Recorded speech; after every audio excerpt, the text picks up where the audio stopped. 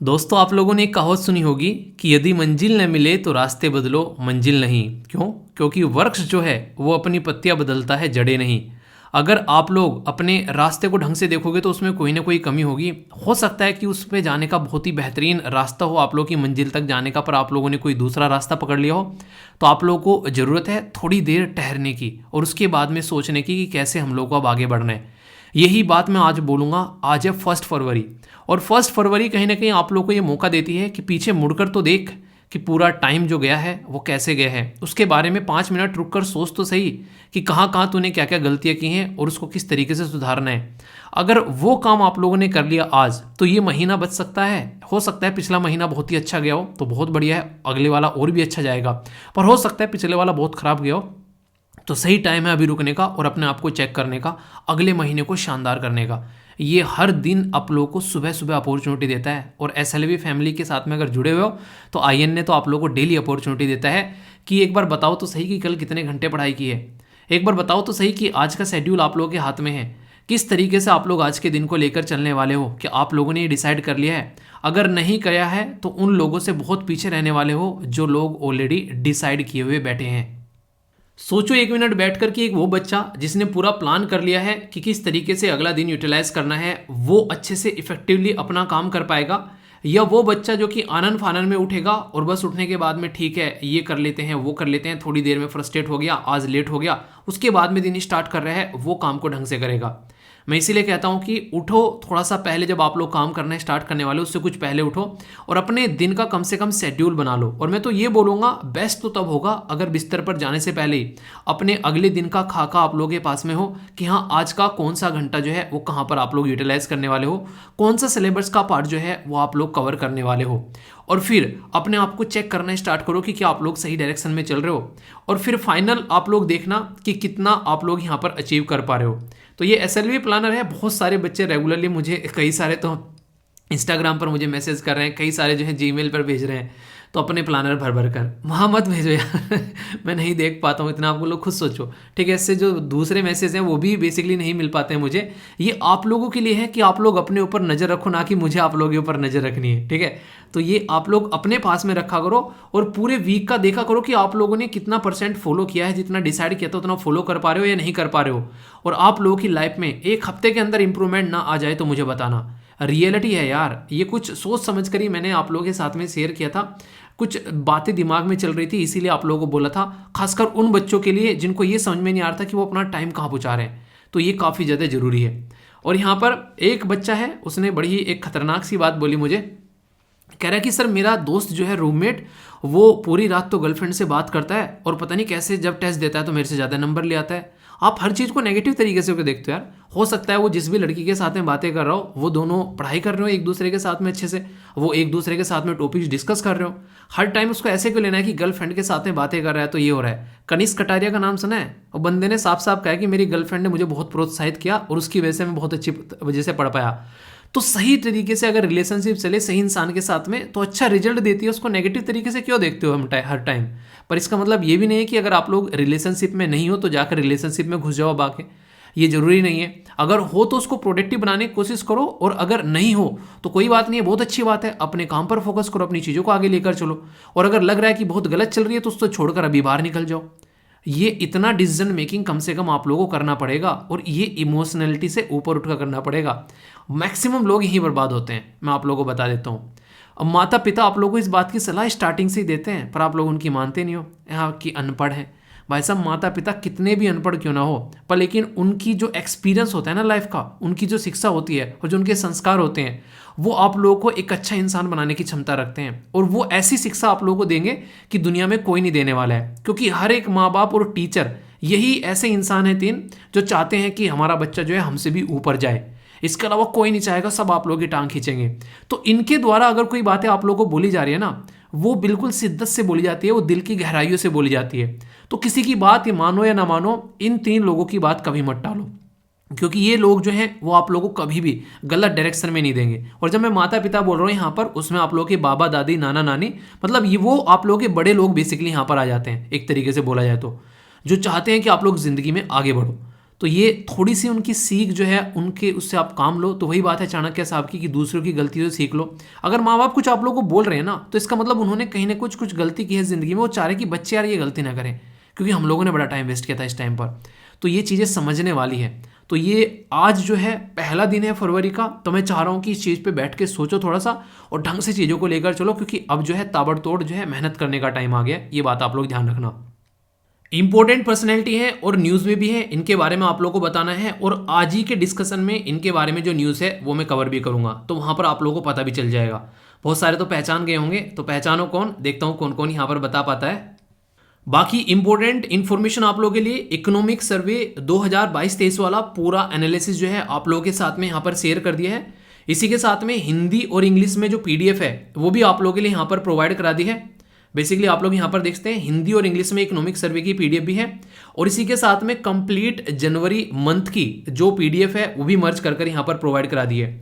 मुझे पता है आप लोगों की जो दिसंबर महीने की जो मंथली वीडियो आती है उसकी पीडीएफ बची हुई है, वो मैं प्रोवाइड कराऊंगा, और इस महीने की जो मंथली जो वीडियो है वो भी जल्दी आएगी, क्योंकि आज जो है आप लोगों का बजट आएगा, तो बजट का लेक्चर आएगा। इसी के साथ में क्वेश्चन वाली वीडियो भी आप लोगों की बची हुई है जो मंथली आती है वो भी आएगी। थोड़ा सा टाइम दो, बहुत बिजी शेड्यूल हो गया यार, क्योंकि बहुत सारे काम हो जाते हैं। ये वीडियो भी हो गई, उसके साथ में बजट भी, इकोनॉमिक सर्वे भी, मंथली वीडियो भी आनी है, तो प्रोसीजर चल रहा है, ठीक है। तो थोड़ा सा पेशेंस रखना। कई सारे बच्चों ने मेल की कि सर मंथली वीडियो आएगी कि नहीं आएगी। सारी चीज़ें आएगी, कुछ नहीं, जो स्टार्ट कर रखी है वो सारी चीज़ें आएगी, ठीक है, उसकी टेंशन मत लेना, बस थोड़ा सा पेशेंस रख लेना। बाकी ये पीडीएफ सारी प्रोवाइड आप लोगों के लिए करा दी है, तो टेंशन मत लेना, इनका अच्छे से आप लोग रिवीजन कर लेना ताकि कोई भी आप लोगों को दिक्कत न रहे, ठीक है। तो ये थी कुछ बातें। बाकी आज के लेक्चर की पीडीएफ हिंदी और इंग्लिश में आप लोगों को यहीं पर ही मिल जानी है। इसी के साथ में आज एक इंपॉर्टेंट डे भी है आप लोगों के सामने। यहाँ पर बेसिकली फरवरी का महीना स्टार्ट हो गया है, तो कोस्ट गार्ड डे आप लोग यहाँ पर याद रखिएगा। 1 फरवरी को कोस्ट गार्ड डे जो है वो हम लोग सेलिब्रेट करते हैं। हमारे देश की जो कोस्टल बाउंड्री है वो मैंने कई बार आप लोगों को बताई है, जरा बताइए तो कितनी है डिस्टेंस कोस्टल बाउंड्री की, point question number 1। Question number 2 आप लोगों को यहाँ पर ये बताना है कि हमारे कितने कोस्टल राज्य हैं। अगर कोस्टल एरिया में हम लोग बात करें कितने स्टेट पड़ते हैं, तो क्वेश्चन नंबर 2 आप लोगों को ये बताना है। आसान से क्वेश्चन है, थोड़े टफ भी पूछ सकता था, जानबूझ के नहीं पूछे हैं, ठीक है, वरना पूछ लेता बताओ कि एक वेस्टर्न घाट पे कितने राज्य हो, ईस्टर्न घाट पे कितने राज्य हैं, ठीक है। ये भी पूछा जा सकता था कि वेस्टर्न घाट पे कौन सा राज्य सबसे बड़ी बाउंड्री टच करता है कोस्टल एरिया के साथ में, और ईस्टर्न घाट पे कौन सा करता है। तो नेक्स्ट लेवल के क्वेश्चन भी आप लोगों से बनाए जा सकते हैं। ये सारी चीज़ें मैंने आप लोगों को टाइम टू टाइम बताई है, तो कुछ क्वेश्चन के आंसर दो। कोस्ट गार्ड जो है ये बनाई इसलिए गई थी कि ताकि कोस्टल एरिया को हम लोग प्रोटेक्शन प्रोवाइड करा सकें, उसी पर्पज से हम लोगों अपने देश में कोस्ट गार्ड बनाई थी। तो 1 फरवरी 1977 को देखने को मिली, और एक्ट था 1978 का, वो यहाँ पर बेसिकली कोस्ट गार्ड जो है उसके हिसाब से आप लोग देखने को मिलती है। और इंटरेस्टिंग क्वेश्चन भी आप लोगों से बन सकता है कि किस मिनिस्ट्री के अंडर में आती है, तो याद रखिएगा। ये काफ़ी आप लोग सोच सकते हैं, कई सारे लोग सोचते हैं पैरामिलिट्री फोर्स जो है वो मिनिस्ट्री जो है बेसिकली होम मिनिस्ट्री के अंडर में आता है, तो कोस्ट गार्ड भी होम मिनिस्ट्री के अंडर में आती होगी। एक बच्चे ने पूछा भी था क्वेश्चन, होम मिनिस्ट्री के अंडर में नहीं आती है, ये मिनिस्ट्री ऑफ डिफेंस के अंडर में आती है। तो ये पॉइंट आप लोग जरूर याद रखिएगा, ठीक है। तो ये थी छोटी सी इन्फॉर्मेशन। बाकी डिसिप्लिन टेस्ट जरूर दिया करो, जो भी मैं आप लोगों को बोलता हूँ कि कैसे आप लोग चीज़ों को लेकर चलने वाले हो। एक बच्चा कह रहा है कि सर लेक्चर में डूब जाता हूँ, लाइक करना भूल जाता हूँ, एक बार याद दिला दिया करो। बोलता तो डिसिप्लिन टेस्ट में 1 नंबर उसी का है, लाइक करने का, ठीक है।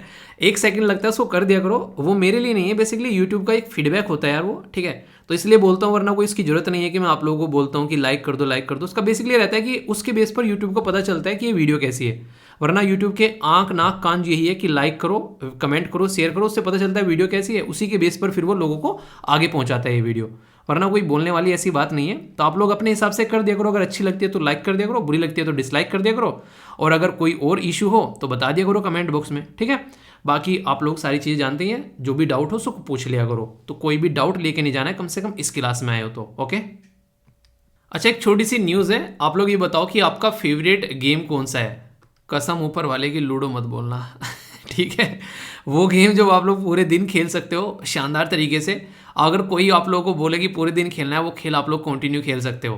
तो ऐसे गेम का आप लोगों को नाम बताना है। उसी से रिलेटेड यहाँ पर ये न्यूज़ है, बात करेंगे 5th खेलो इंडिया गेम्स के बारे में। अभी हमारी कंट्री के जो स्पोर्ट मिनिस्टर हैं, जिनके द्वारा मध्य प्रदेश के चीफ मिनिस्टर के साथ मिलकर तात्या टोपे नगर स्टेडियम भोपाल के अंदर में यहाँ पर इनका एक तरीके से आप बोल सकते हैं कि अनावरण किया गया, उद्घाटन किया गया, स्टार्ट किया गया, इनोग्रेट किया गया। तो ये जो पर्टिकुलर गेम है, देखिए इनका बेसिक पर्पज ये रहता है कि ग्राउंड रूट में से लोगों को निकाल कर लेकर आना और उनको नेक्स्ट लेवल यानी कि नेशनल और इंटरनेशनल लेवल पर तैयार करना, ताकि हमारा देश जो है वो एक हब बन सके खेलों का। अक्सर आप लोगों ने सुना होगा कि खेलोगे कूदोगे बनोगे खराब, पढ़ोगे लिखोगे बनोगे नवाब। पर आज की डेट में वो पैटर्न चेंज हो चुका है। नीरज चोपड़ा को आप लोग देख लो, ठीक है तो गोल्ड जीतकर नवाब बन गए हैं। तो यानी कहने का मतलब यहाँ पर ये है कि आज की डेट में ये चीज़ें नहीं है कि आप लोग खेल कूद कर जाए खराब हो जाओगे, पर सही डायरेक्शन में आप लोगों को मेहनत लगाने की जरूरत है। बात क्या की जा रही है, थीम बड़ी शानदार यहाँ पर रखी गई है, जो कि आप लोगों को कम से कम याद रखनी चाहिए यहाँ पर, कि हिंदुस्तान का दिल धड़कने दो। आप लोगों को पता होगा बहुत सारे लोग ऐसे हैं जो कि ज़िंदगी में कुछ करना चाहते हैं, पर लेकिन कई बार सपोर्ट नहीं मिल पाती है। मेरे मतलब एक तरीके से यानी कुनबे में होते हैं, तो उस तरीके से ताऊ जी के लड़के थे जो दूसरे बाबा के जो एक तरीके से बेटे थे, उनके बेसिकली बच्चे थे। तो बंदा था वो क्रिकेट खेलने का बड़ा शौकीन था, पर लेकिन घर की कंडीशन ऐसी नहीं थी कि उसको सपोर्ट कर सके ढंग से। वो हमेशा उसको पढ़ने के लिए बोलते रहते थे। तो आज की डेट में कंडीशन ये हो गई थी कि मतलब उसने ना पढ़ाई वढ़ाई छोड़ के बस खेलने जाना है खेलने जाना है। पर उसमें भी सिचुएशन ये हो गई कि सपोर्ट नहीं मिलता है इंसान को, बहुत जगह से सिचुएशन खराब रहती है और कुछ कंडीशन ऐसी बनती है कि इंसान को फिर छोड़ना पड़ जाता है गेम। तो उस बंदे को गेम छोड़ना पड़ गया था। हालांकि आज की डेट में हमारे बीच में नहीं है, क्योंकि ब्लड कैंसर हो गया था बंदे को और फिर डेथ हुई उसी टाइम पर। मैंने नहीं कई बार हॉस्पिटल के चक्कर काटे और वहाँ पर पता चला कि कैसी कैसी कंडीशन देखने को मिलती है, जिसको लगता है ना कि ज़िंदगी में बड़े दुख हैं। एक बार जाओ घूम के आओ यहाँ पर किसी ऐसे कैंसर हॉस्पिटल में, तो आप लोगों को पता चलेगा कि दुख क्या होते हैं रियलिटी में। तो गाना याद आएगा कि दुनिया में कितने गम है, मेरे गम कितने गम है, क्योंकि हर एक घंटे पे आधे घंटे पे किसी न किसी की डेथ होती है वहाँ पर। तो ये सिचुएशन रहती है। तो मतलब दिमाग खराब हो गया था भाई साहब। कुछ टाइम के अंदर ही मैं कभी कहीं किसी कमरे से रोने की आवाज़ आ रही, कभी किसी। तो दिल धड़कने का मतलब यहाँ पर सीधा सीधा ये है कि जो कुछ करना चाहते हैं उनको करने दो, उनको सपोर्ट प्रोवाइड कराओ बेसिकली। तो लगभग 6000 के करीब जो प्लेयर हैं वो यहाँ पर पार्टिसिपेट करेंगे अलग अलग गेम्स के अंदर में यहाँ पर, और लगभग यहाँ पर 900 के करीब मेडल 27 स्पोर्ट में यहाँ पर आप लोगों को दिए जाने हैं। तो कहने का मतलब यहाँ पर यह कि बहुत ही अच्छे लेवल पर आप लोगों को यहाँ पर ये गेम देखने को मिलेंगे। इंटरेस्टिंग चीज़ क्या है कि पहली बार इसमें कुछ नए गेम्स ऐड किए गए हैं। जैसे कि यहाँ पर बात की जा रही है, यह है काइकिंग, नेक्स्ट यहाँ पर देखने को मिलेगा यह है कनोइंग, नेक्स्ट यहाँ पर देखने को मिलेगा यह है कैनोसेलम, और नेक्स्ट यहाँ पर आप लोगों को देखने को मिलेगा ये है फेंसिंग। तो ये तीनों के तीनों तो जो है वो नाव वाले गेम है, उन्हें नाव में चप्पू चलाना डबल से सिंगल से, वो काइंड ऑफ गेम है। और ये वाला है तलवारबाजी। तो ये तीनों गेम पहली बार खेलो इंडिया गेम का जो है वो पार्ट बन रहे हैं। तो ये काफ़ी एक बड़ी बात आप लोग बोल सकते हैं कि एक ऐसा गेम जिसमें पहली बार यहाँ पर पार्टिसिपेशन किया जा रहा है। तो ऐसे आप लोगों से कई बार क्या होता है, क्वेश्चन पूछ ले जाते हैं, आप लोगों से बोल देंगे कि यार ये बताओ कि पहली बार कौन सा जो है यहाँ पर इसमें पार्टिसिपेट किया जा रहा है, कौन सा पर्टिकुलर गेम, ठीक है। तो अगर उसके बारे में क्वेश्चन बन जाए तो फिर आप लोग थोड़े कंफ्यूज हो जाओगे। तो ऐसी ऐसी चीज़ें कम से कम आप लोगों को यहाँ पर देख लेनी चाहिए, ठीक है। तो जो ये खेलो इंडिया यूथ गेम है, इनके बारे में कुछ बेसिक इन्फॉर्मेशन भी मैं आप लोगों को बता देता हूँ, क्योंकि जहाँ जहाँ से क्वेश्चन बन जाते हैं अक्सर गेम से एक आधा क्वेश्चन खासकर यूपीएससी भी आप लोगों से पूछ लेती है, ऐसा नहीं कि यूपीएससी क्वेश्चन नहीं पूछती है। तो कुछ बेसिक भी बता देता हूँ बैकग्राउंड का। जैसे खेलो इंडिया गेम जो है 2018 में पहली बार स्टार्ट किए गए थे, और खेलो इंडिया स्कूल गेम के नाम से, ठीक है। पर फिर आगे चल के खेलो इंडिया यूथ गेम भी यहाँ पर नाम आप लोगों को देखने को मिलता है। तो अभी यहाँ पर 5वें नंबर का गेम आप लोगों को ये देखने को मिल रहा है, जो कि मध्य प्रदेश में भोपाल में कंडक्ट कराया जा रहा है। तो सबसे इंपॉर्टेंट बात क्या है इस गेम के बारे में, अगर मैं बात करूँ खेलो इंडिया सीरीज के बारे में, जब पहला 2018 में ये पर्टिकुलर जो सीरीज हुआ था उस टाइम पर होस्ट किया गया था दिल्ली के द्वारा। तो दिल्ली के द्वारा होस्ट किया गया था, और यहाँ पर जो हरियाणा है, ठीक है, वो फर्स्ट नंबर पर आया था, महाराष्ट्र दूसरे नंबर पर और दिल्ली तीसरे नंबर पर। दूसरी टाइम जो होस्ट किया गया यहाँ पर, ये होस्ट किया गया महाराष्ट्र के द्वारा। तो जब महाराष्ट्र के द्वारा होस्ट किया गया तो महाराष्ट्र पहले नंबर पर आया, हरियाणा दूसरे नंबर पर और दिल्ली तीसरे नंबर पर। तीसरी बार जब होस्ट किया गया, ये होस्ट किया गया आसाम के द्वारा। फिर से महाराष्ट्र, हरियाणा और दिल्ली तीनों का तीनों वही पैटर्न रहा जो कि दूसरे वाले में था। चौथी बारी जब होस्ट किया गया, ये होस्ट किया गया हरियाणा के अंदर में, तो फिर हरियाणा ने यहाँ पर बाजी मार ली। तो पहले में हरियाणा टॉप पर था, फिर चौथे में हरियाणा पर टॉप पर था। महाराष्ट्र जो है वो पहले और दूसरे और तीसरे में बेसिकली टॉप पर रहा, और फिर यहाँ पर 2 नंबर पे रहा, ठीक है। पर लेकिन चौथे गेम में दिल्ली आउट हो गया टॉप 3 से, कर्नाटक आ गया दूसरे नंबर पर। अब की बार देखते हैं 5वें नंबर पर, मतलब 5वें जो यहाँ पर बेसिकली गेम के अंदर में किस किस के क्या क्या परफॉर्मेंस यहाँ पर देखने को मिलती है। तो ये है बेसिक इन्फॉर्मेशन खेलो इंडिया गेम के बारे में। और गेम जब खासकर देखो बात करो ना, सबसे बड़ी बात ये होती है कि गेम के कल्चर को देश के अंदर बढ़ाया जा रहा है। अभी देखो आप लोगों ने हमारे देश की बेटियों के द्वारा शानदार तरीके की परफॉर्मेंस देखते हुए अंडर जो यहाँ पर 20 वाला जो वर्ल्ड कप जीता, एक नेक्स्ट लेवल की बात आप लोग यहाँ पर बोल सकते हैं। इससे क्या होता है कि लोकल एरिया का जो लोकल लेवल का जो टैलेंट होता है वो हम लोग उठाकर लेकर आ पाते हैं स्पोर्ट के अंदर में, और नेशनल और इंटरनेशनल इवेंट के लिए उनको ट्रेन किया जाता है। इस तरीके की सपोर्ट यहाँ पर देखने को मिलती है, और ये तभी हो पाएगा जब हम लोग टैलेंट का टेस्ट लें वहाँ पर जाकर ग्राउंड लेवल पर। तो उसी तरीके से यहाँ पर दिया जाता है। इसके अंदर में एनुअली अगर आप लोग देखोगे जैसे 1,000 के करीब जैसे बच्चों को सिलेक्ट कर लिया, तो एनुअली स्कॉलरशिप 5 लाख की दी जाती है उनको, ताकि यहाँ पर एक तरीके से उनको प्रिपेयर किया जा सके। लगभग 8 साल के लिए उनको यहाँ पर इंटरनेशनल स्पोर्ट इवेंट के लिए तैयार किया जाता है। तो ये एक तरीका टेस्ट बोल सकते हैं आप लोग यहाँ पर कि हाँ ये टेस्ट क्लियर करो और उसके बाद में आगे फिर यहाँ पर बढ़ो। तो ये काफ़ी एक शानदार तरीका एक गेम है जो कि पर्सनली मुझे काफ़ी अच्छा लगता है, खासकर ग्राउंड लेवल से टैलेंट को उठाने के लिए। ठीक है, आप लोग बताओ आप लोगों को कैसा लगता है, या फिर कोई जानने वाला खेलता है तो ये भी बताना। ओके दोस्तों, ये जो आर्टिकल है ये है हमारे प्यारे दोस्त जापान के बारे में। अगर आप लोगों ने कई बार ऐसी लाइफ में सिचुएशन फील की हो कि यार एक साइड में कुआं है और दूसरी साइड में खाई, तो जाए कहाँ, ऐसी ही सिचुएशन यहाँ पर रिसेंटली अभी जापान के साथ में देखने को मिली। किस पर्टिकुलर मुद्दे पर ये सिचुएशन देखने को मिली वो मैं आप लोगों से डिटेल में बातें करूंगा। ये एक ऐसा टॉपिक है जो कि हर एक न्यूज़पेपर के द्वारा कवर किया गया। यहाँ पर द हिंदू न्यूज़पेपर लिखा हुआ है, तो द हिंदू के द्वारा भी ये काफ़ी अच्छे से आर्टिकल कवर किया गया। जीएस पेपर 3 डिजास्टर मैनेजमेंट वाले टॉपिक से आप लोग इसको कनेक्ट करके देख सकते हैं। पहले मैं मुद्दा आप लोगों को समझाता हूँ, मुद्दा कहाँ कैसा है, फिर हम लोग चीज़ों को अंडरस्टैंड कर पाएंगे। बात है 2011 की। 2011 का वो एक ऐसा काला दिन जो कि जापान की हिस्ट्री में याद किया जाता है, तो जापान के जो लोग हैं उनकी रूह कांप जाती है। यह है फुकुशिमा न्यूक्लियर एक्सीडेंट। आप लोगों ने सुना होगा कि अगर भूकंप आ जाए तो हमारी जो मेट्रो सिस्टम बनी हुई है बेसिकली देश के अंदर में, वो लगभग 8 से 8.5 तीव्रता का भूकंप जो है वो झेल सकती है। पर लेकिन सोचो जब वो भूकंप जो है वो 9 कैटेगरी में पहुंच जाए तो कैसा होगा।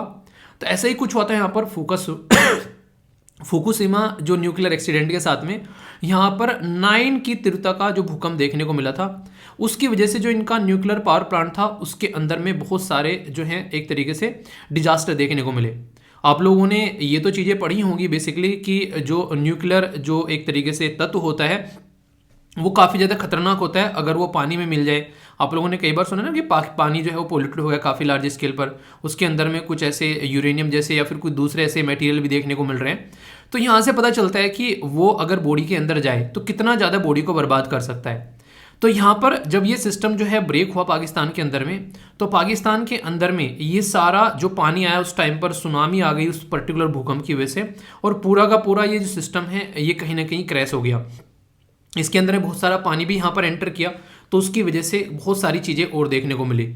पर लेकिन जापान के द्वारा ऐसी सिचुएशन क्रिएट हो गई यहाँ पर, फिर भी जापान के द्वारा अपने आप को एक साहस में रखा गया और उनके द्वारा बोला गया कि जो भी यहाँ पर पानी इसकी वजह से जो पोल्यूटेड हुआ है वो हम लोग इसके अंदर में बेसिकली ओशियन के अंदर में नहीं जाने देंगे, उसको अपने पास में ही रखेंगे सेव कर कर अलग अलग टैंकर में, और उसके अंदर से जो एक न्यूक्लियर कंपोनेंट है उसकी जो एक तरीके से उन्हें कहते हैं एक जो उसकी ताकत है उसको कम करेंगे और ज़्यादा से ज़्यादा एक तरीके से न्यूट्रल करने की उसको कोशिश करेंगे। तो यहाँ पर इनके द्वारा ये एक्सपेक्टेशन लगाई जा रही थी कि आराम से यहाँ पर इसको कंट्रोल किया जाएगा। पर लेकिन पानी कितना है 1.25 मिलियन टन, तो ये इतना वेस्ट वाटर है जो कि इस न्यूक्लियर पावर प्लांट से निकल कर आया, और इस प्रोजेक्ट के अंदर में लगभग 76 बिलियन, ठीक है, बोला जा रहा है कि यहाँ पर एक तरीके से इसके लिए पैसे दिए गए यहाँ पर तब से लेकर अब तक यहाँ पर जो यहाँ पर एक तरीके से इसको पर्टिकुलर सिस्टम को कंट्रोल करने के लिए। आप लोग सोचो किसी पर्टिकुलर चीज़ों को मेंटेन करने के लिए जिसका कोई मतलब ही नहीं है, यानी कि सफ़ेद हाथी पाल लेना, तो वो सिचुएशन यहाँ पर अभी रिसेंटली जापान के साथ में देखने को मिल रही है। तो जापान ने ये बोला था कि जो भी ये पानी है लगभग 10 से 12 सालों के अंदर अंदर में यहाँ पर ये पानी जो है इसके अंदर में जो न्यूक्लियर जो तत्व हैं वो खत्म होते हुए यहाँ पर नजर आएंगे, और फिर हम लोग इस पानी को ट्रीट कर कर इसको क्या करेंगे, हम लोग इसको ओशन के अंदर में छोड़ देंगे। तो यहाँ पर जो ट्राइटेनियम है उसकी जो लाइफ है लगभग 12 से 13 साल इनके द्वारा बोली गई थी। तो जापान ने बोला उसके साथ में हम लोग फिर इसको छोड़ दें क्योंकि इससे ज़्यादा हम लोग इसको इकट्ठा करके अपने पास में नहीं रख सकते। तो बात थी 2011 की, अभी मैं आर्टिकल आप लोगों से डिस्कस कर रहा हूँ 2013 में। तो सॉरी 2023 में। तो इसका मतलब ये कि जो उन्होंने वादा किया था 12 से 13 साल का, वो वादा जो है वो उनका कंप्लीट हो गया। तो अभी जापान बोल रहा है कि उस पानी को हम लोगों ने एक तरीके से न्यूट्रलाइज कर दिया है और अब हम लोग उसको पैसिफिक ओशन के अंदर में छोड़ने जा रहे हैं। जभी जभी ये मुद्दा निकल कर आता है तभी तभी तो दुनिया भर के इन्वायरमेंटलिस्ट हैं, यानी कि जो एक तरीके से इन्वायरमेंट पर फोकस देने वाले लोग हैं, वो चरमरा उठते हैं कि ये तो काफ़ी दिक्कत हो जाएगी यहाँ पर अगर इस तरीके से जापान जो है इस पर्टिकुलर पानी को यहाँ पर समुद्र के अंदर में डालेगा। क्योंकि आप लोगों को ये पता होना चाहिए, अगर कोई भी रेडियो एक्टिव तत्व किसी भी एक जीव के या किसी भी इंसान की किसी भी बॉडी के अंदर में अगर जाता है तो बॉडी जो है उसको ईजिली एब्जॉर्व कर लेती है और फिर यहाँ पर ये बॉडी के अंदर में जाकर जो ब्लड वेसल है उसको डिस्टर्ब करता है।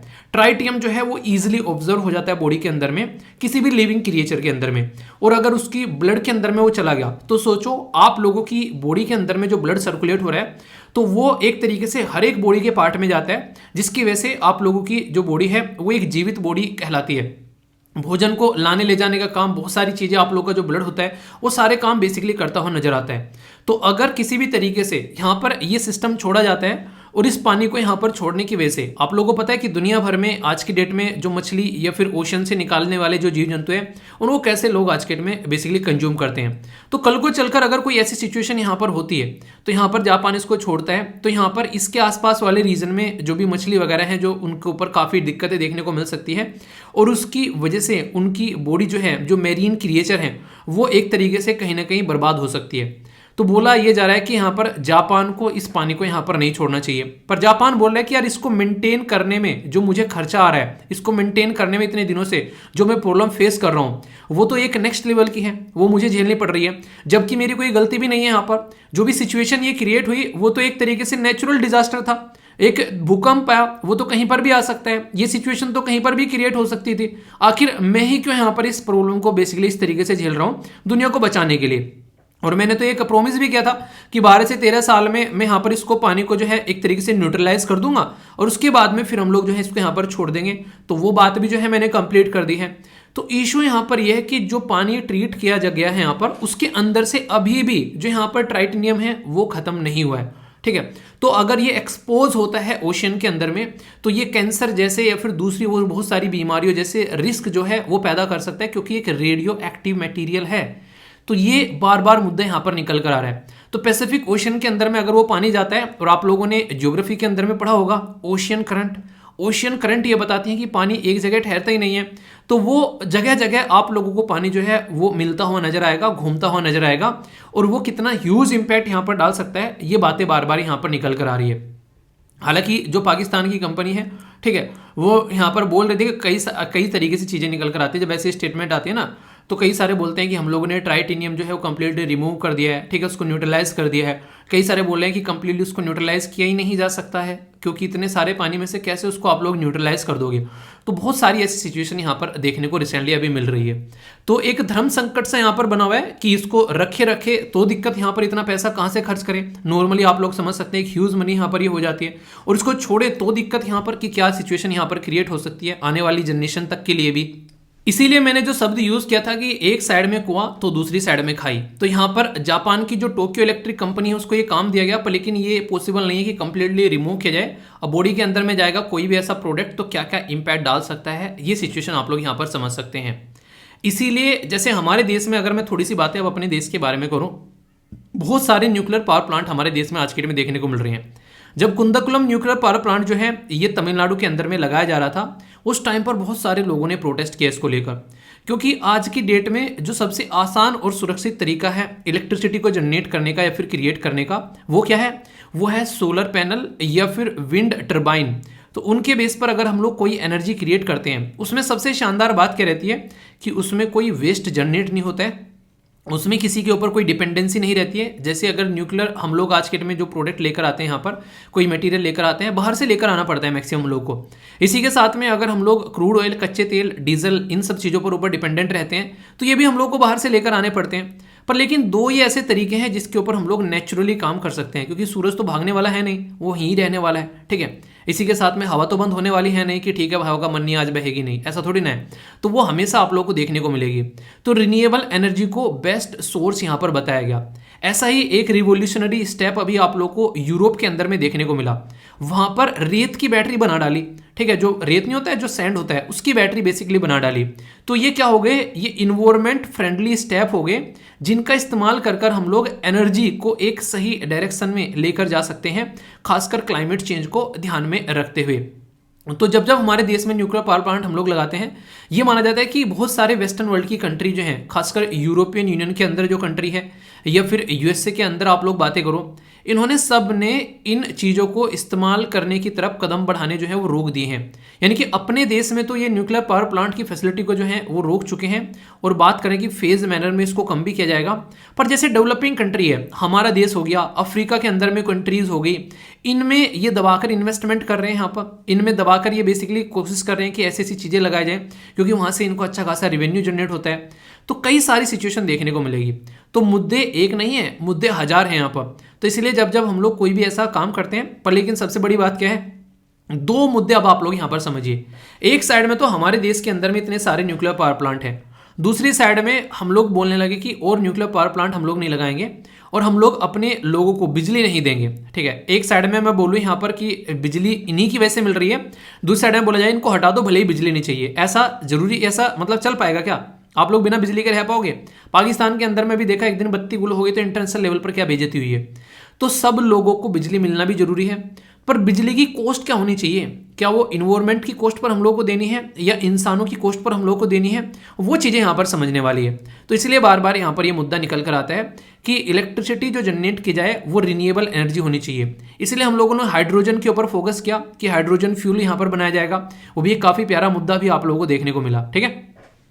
तो यहाँ पर हमारे देश के अंदर में तारापुर एटॉमिक जो पावर स्टेशन है वो महाराष्ट्र के अंदर में है, राजस्थान तो राजस्थान के अंदर में हो गया, मद्रास वाला तमिलनाडु के अंदर में, कैगा जो है ये कर्नाटक के अंदर में है, कुंदाकुलम जो बहुत ही ज़्यादा न्यूज़ में था और रसिया यहाँ पर सपोर्ट प्रोवाइड कराता है वो तमिलनाडु में है। इसी के साथ में नरोरा एटॉमिक पावर स्टेशन ये उत्तर प्रदेश के अंदर में है। नेक्स्ट यहाँ पर काकरापर ये एटॉमिक पावर स्टेशन ये आप लोग को गुजरात के अंदर में देखने को मिलेगा। तो ये वो बेसिक फैसिलिटी हैं जिसके बारे में आप लोगों को पता होना चाहिए। कल को क्वेश्चन अगर पूछा जाए तो कोई भी कंफ्यूजन इसको लेकर आप लोगों के माइंड में नहीं होना चाहिए। तो दुनिया में कहाँ पर क्या दिक्कतें चल रही हैं वो अपनी जगह है, पर लेकिन हमारे देश में क्या क्या सिचुएशन है इसको लेकर वो भी हम लोग को अंडरस्टैंड बेसिकली समझनी पड़ेगी, ताकि क्वेश्चन अगर बने तो हम लोग के माइंड में उसको लेकर कंफ्यूजन न हो। आप लोग खुद देखिए, क्वेश्चन यहाँ से पूछे जाते हैं यूपीएससी में आंसर राइटिंग के द्वारा भी। बोला क्या जा रहा है, बोला जा रहा है कि with growing energy need should India keep on expanding its nuclear energy program, discuss the facts and fear associated with the nuclear energy. मैंने अभी बताया ना यहाँ पर कि न्यूक्लियर एनर्जी में जो वेस्ट बचता है वहाँ पर वो डिकम्पोज करना बहुत ही मुश्किल है, वो कईयों सालों तक बेसिकली पड़ा रहता है। ये काफ़ी बड़ी दिक्कत यहाँ पर देखने को मिलती है, पहली बात। दूसरी बात, यहाँ पर इसको बेसिकली खरीदने के लिए दूसरे देशों पर हमारी डिपेंडेंसी हम लोगों को रखनी पड़ती है। ये काफ़ी बड़ी दिक्कत है। सामने वाले के साथ में कुछ दिक्कत हो गई तो वो उसको देना बंद कर देगा, फिर अलग सिचुएशन यहाँ पर निकल कर आने वाली है। इसकी वजह से जो एनर्जी हम लोग क्रिएट कर पा रहे हैं वो भी ऐसे नहीं कि सस्ती है, ठीक ठाक कॉस्टली आप लोगों को यहाँ पर देखने को मिलती है एज कम्पेयर टू दूसरी एनर्जी जनरेशन के बारे में जब हम लोग यहाँ पर बात करते हैं। तो बहुत सारे ऐसे इश्यूज हैं और फियर तो यही है कल को चलकर अगर जापान जैसी, ये नहीं कहते कि ऊपर वाला ना करे कि ऐसी सिचुएशन क्रिएट हो जाए तो कहाँ पर हम लोग सिचुएशन को करते फिरेंगे। जापान के पास में तो पैसा है, उसने चीज़ों को मेंटेन कर लिया, क्या हम लोग इस चीज़ को संभाल पाएंगे? अभी भोपाल गैस त्रासदी आप लोग देखो, आज तक भी उन लोगों को प्रॉपर मुआवजा नहीं मिला है। वहाँ पर सिचुएशन आप लोग समझ सकते हैं ग्राउंड लेवल पर क्या है, तो वो हम लोग को समझना पड़ेगा। वो नहीं कहते कि कई सारे बच्चे आज की डेट में देख, कई बार कई सारे लोग भी मैंने देखा है, सैलरी है उनकी कितनी, कोई ऐसी होगी कोई 15-20 हज़ार रुपये, और एप्पल का फ़ोन लेना है, एप्पल की वॉच लेनी है। मतलब जितना तुम्हारी हैसियत है चीज़ों को हैंडल करने की, उतने ही इंसान को काम करना चाहिए ना। लोन पर लेकर ये चीज़ें लेना, मतलब समझ रहे हो आप लोग क्या कंडीशन है। एप्पल की वॉच उस इंसान को चाहिए जो दिन में 24 घंटे में से 18 घंटे काम करता है, उसको खड़े होने का, उठने का, खाने पीने का कुछ उसका होश ही नहीं है, तो उसको उसमें टाइमर मिल जाते हैं, अच्छे खासे सारी चीज़ें मिल जाती है, उसकी बॉडी किस तरीके से फंक्शन कर रही है उसके बारे में पता चलता है, वो समझ में आता है। इंसान एप्पल की वॉच यूज़ कर रहा है। एक इंसान ऐसा है जो कि बेसिकली है पढ़ने का काम है, उसको कोई और काम ही नहीं है, वो कह रहा है कि मुझे एप्पल की वॉच चाहिए। अगर लेनी भी है तो यार अपने पैसों से लो, फिर खरीदो, ज़िंदगी में मेहनत करो उसको। अगर आप लोगों को लगता है कि वो शौक भी पालना है तो हमेशा चीज़ें ऐसी होनी चाहिए जिसको अफोर्ड कर सको। एक इंसान है वो महीने के जो है 1 लाख रुपए कमा रहा है, एप्पल की घड़ी कहीं गुम भी हो जाए उसको कोई फर्क नहीं पड़ने वाला है, फिर खरीद लेगा। एक भाई जो एक तरीके से 15-20 हज़ार रुपये कमा रहा है, उसको दे दो एप्पल की घड़ी, भाई साहब उसको ना हार्ट अटैक आ जाना है कल को गुम हो गई अगर। तो इसीलिए कहते हैं कि कोई भी शौक पालो तो ऐसे पालो कि आप लोग उसको हैंडल कर सको, और वो भी उधारी में नहीं, अपनी जो सिचुएशन के हिसाब से। तो ये चीज़ें आप लोग समझ सकते हैं। तो कल को अगर हमारे देश में कोई ऐसा डिजास्टर हो जाता है तो क्या हम लोग उसको मैनेज कर पाते हैं? तो ये वाला मुद्दा भी यहाँ पर देखने को मिल रहा है। आप लोग ही क्या रहे हैं इसमें आप लोग जरूर बताइएगा। बाकी क्वेश्चन है बड़ा ही प्यारा, यूपीएससी ने खुद स्वयं यूपीएससी ने 2011 में क्वेश्चन यहाँ पर पूछा, बोला कि function of the heavy water in the nuclear reactor क्या है, ये आप लोग को बताना है। ऑप्शन पढ़ो वीडियो को पॉज करके और फिर आप लोग इसका आंसर दो, देखता हूं कौन कौन सही आंसर देता है। देखिए एक बार ना आप लोग खुद से ट्राई कर लिया करो, कोई भी क्वेश्चन मैं डिस्कस करता हूँ ना, चाहे यहाँ पर कोई क्वेश्चन डिस्कस करता हूँ या फिर क्वेश्चन वाली वीडियो जब आती है उसमें कोई क्वेश्चन डिस्कस करता हूँ, तो इससे क्या रहेगा ना, आप लोग खुद से क्वेश्चन अगर एक बार पढ़ लोगे ना तो फिर आप लोग जो है जब आंसर बताऊंगा एक तो उसको ढंग से आप लोग समझ पाओगे, पहली बात। दूसरी बात सबसे इंपॉर्टेंट क्या है, अगर आप लोगों ने उसको गलत कर दिया तो अच्छी बात होगी कि आप लोगों ने गलत कर दिया, अब और अच्छे से समझोगे और एग्जाम में गलत नहीं करोगे, ठीक है। तो सबसे पहले हैवी वाटर तो स्लो डाउन करता है स्पीड ऑफ द न्यूट्रॉन्स, पहली स्टेटमेंट बोला गया है। इंक्रीज करता है स्पीड ऑफ द न्यूट्रॉन, देखिए जहां भी तो ऐसी स्टेटमेंट हो ना एक अपोजिट दूसरी के, तो अक्सर आप लोग को आंसर उसी में से देखने को मिल जाता है। कूल डाउन करना है रिएक्टर, स्टॉप करता है न्यूक्लियर रिएक्शन, ठीक है, स्टॉप करता है न्यूक्लियर रिएक्शन। तो यहां पर ये दो बिल्कुल सिमिलर टाइप में देख रही है, एक बढ़ता है एक घटता है, तो इसी में से कौन सा होगा? तो यहां पर कहीं ना कहीं अगर आप लोगों को बेसिक थ्योरी पता है कि उसको कंट्रोल करने की कोशिश की जाती है, तो स्पीड को स्लो डाउन करता है यहां पर जो हैवी वाटर रहता है। और हैवी वाटर का फॉर्मूला आप लोगों को पता ही है, वो क्या होता है D2O, ठीक है। तो ये आप लोग याद रखिएगा, कंफ्यूजन नहीं होना चाहिए। कई बार जैसे कि इंसान ना कई बार चीज़ें पढ़ता होते होते भी समझता कुछ और बोल कुछ देता है, तो वो चीज़ें भी आप लोगों को यहाँ पर देखने को मिलती है। तो इसलिए कहता हूँ यहाँ पर चीज़ों को अगर ढंग से आप लोग पढ़ोगे तो फिर सिचुएशन को जो है आप लोग एग्जाम में हैंडल कर पाओगे। और कहते हैं ना कि इंसान जो है कि यार वो चीज़ एक तरीके से वो कॉमन सेंस यूज़ करके चला गया वहाँ पर, इस तरीके से काम कर लिया उसने, ठीक है। तो कॉमन सेंस भी तभी यूज़ होती है जब आप लोग की बेसिक इन्फॉर्मेशन अच्छी डेवलप होगी, ठीक है। आगे बात करते हैं, बात की जा रही है फुकुशिमा न्यूक्लियर पावर प्लांट जो है वो सिचुएटेड है विच आइलैंड के ऊपर। ये काफ़ी इंटरेस्टिंग क्वेश्चन बन जाएगा क्योंकि इतना ज़्यादा न्यूज़ में है तो डायरेक्ट क्वेश्चन आप लोगों से पूछा जा सकता है। तो पहला है यहाँ पर होक्काइडो, नेक्स्ट है यहाँ पर होन्शु, नेक्स्ट है यहाँ पर शिकाकू और नेक्स्ट है यहाँ पर क्यून्सु, ठीक है। तो सही आंसर क्या होगा यहाँ पर, ये आप लोगों को बताना है। सही आंसर क्या है, मैं लोकेशन ही आप लोगों को दिखा देता हूँ। वैसे आंसर है यहाँ पर होन्सो, ये आप लोगों को देखने को मिलेगा एग्जैक्ट, आप लोग इसकी लोकेशन जो आप लोग यहाँ पर देखोगे, ठीक है। तो ये देख सकते हैं यहाँ पर, ये होन्सु है। 4 आइलैंड आप लोगों को जापान के देखने को मिलते हैं जो मेजर आइलैंड है, तो उनसे रिलेटेड क्वेश्चन आप लोगों से पूछा जा सकता है, ठीक है। तो ये था आप लोगों का सेकंड क्वेश्चन। एक और क्वेश्चन प्रैक्टिस कर लेते हैं, प्यारा सा है, ये डायरेक्ट मैच करने के लिए आ जाता है और स्टेट पीसीएस के अंदर तो बड़ा ही फेवरेट टॉपिक ये बन जाता है। कैगा जो है बात की जा रही है, जो जनरेशन स्टेशन है वो तमिलनाडु के अंदर में है, नरोरा यूपी के अंदर में है, ये नेक्स्ट यहाँ पर काकरापार, ये आप लोगों को कहाँ पर, ये जो गुजरात के अंदर में है, तारापुर एटॉमिक स्टेशन ये महाराष्ट्र के अंदर में है। तो करेक्टली मैच आप लोगों को करना है कि कौन सा सही है और कौन सा गलत है, ये बताना है। तो ओनली 1 पेयर सही है, ओनली इसमें 2 पेयर सही है, ओनली इसमें 3 पेयर सही है, या फिर all of the above pair सही है। तो ए बी सी या फिर डी में सही आंसर क्या है, ये आप लोग बताइए। कर लिया अटेम्प्ट, सही आंसर है यहाँ पर सी। तो जो कैगा है यहाँ पर ये कर्नाटक के अंदर है, मैंने डिस्कस किया था, बाकी सारे के सारे सही आंसर है यहाँ पर, ठीक है। बहुत ही बेसिक सा क्वेश्चन है, एग्जाम में पूछ लिया जा सकता है, तो कंफ्यूजन नहीं होना चाहिए। और बाकी ये हो गया आंसर राइटिंग के लिए क्वेश्चन आप लोगों को इस टॉपिक से। तो पूरा का पूरा टॉपिक जो है वो अब आप लोगों के माइंड में क्लियर हो गया है, ठीक है। तो ये था कंप्लीट टॉपिक, अगर कोई भी कंफ्यूजन हो तो बताना, बाकी फीडबैक देना जैसा भी लगा टॉपिक। और बाकी इसी के साथ में कोशिश किया करो कि आंसर राइटिंग एटलीस्ट जरूर ट्राई किया करो। इससे क्या होता है, आप लोग के अंदर में कॉन्फिडेंस आता है कि चीज़ें, एक तो ऑब्जेक्टिव टाइप क्वेश्चन आता है एग्जाम में, उसको देखकर आप लोग के सामने आंसर लिखे तो उसमें से चूज करना होता है। पर जब आंसर राइटिंग करते हो ना, वहाँ पर आप लोग के सामने कुछ होता नहीं है, एक ब्लैंक पेज होता है और एक क्वेश्चन लिखा रहता है, सारी चीज़ें खुद से रिकॉल करके लिखनी होती है। इसीलिए आंसर राइटिंग जो है सबसे खतरनाक माना जाता है, ठीक है। एक तो सामने क्वेश्चन के ऑप्शन रखे, उनमें से चूज करके बताना कि भाई ये आंसर होगा। एक है कि सारा अपने आप वहां पर एक तरीके से कॉपी के ऊपर राइटिंग करनी है, सारी दिमाग में से निकालनी है। तो ये बिना प्रैक्टिस के नहीं होगा, तो इसको प्रैक्टिस जरूर करते रहना है। कंफ्यूजन हो तो पूछ लेना, बाकी अच्छे से एंजॉय करते रहिए, ओके। गाना सुना है, कौन सी मूवी का बताना, चांद सिपारिश जो करता हमारी, ऐसा कुछ गाना है ना आमिर खान का। पर लेकिन यहाँ चांद की सिफारिश की नहीं, यहाँ सूरज की कलाकारी के बारे में हम लोग बात करेंगे।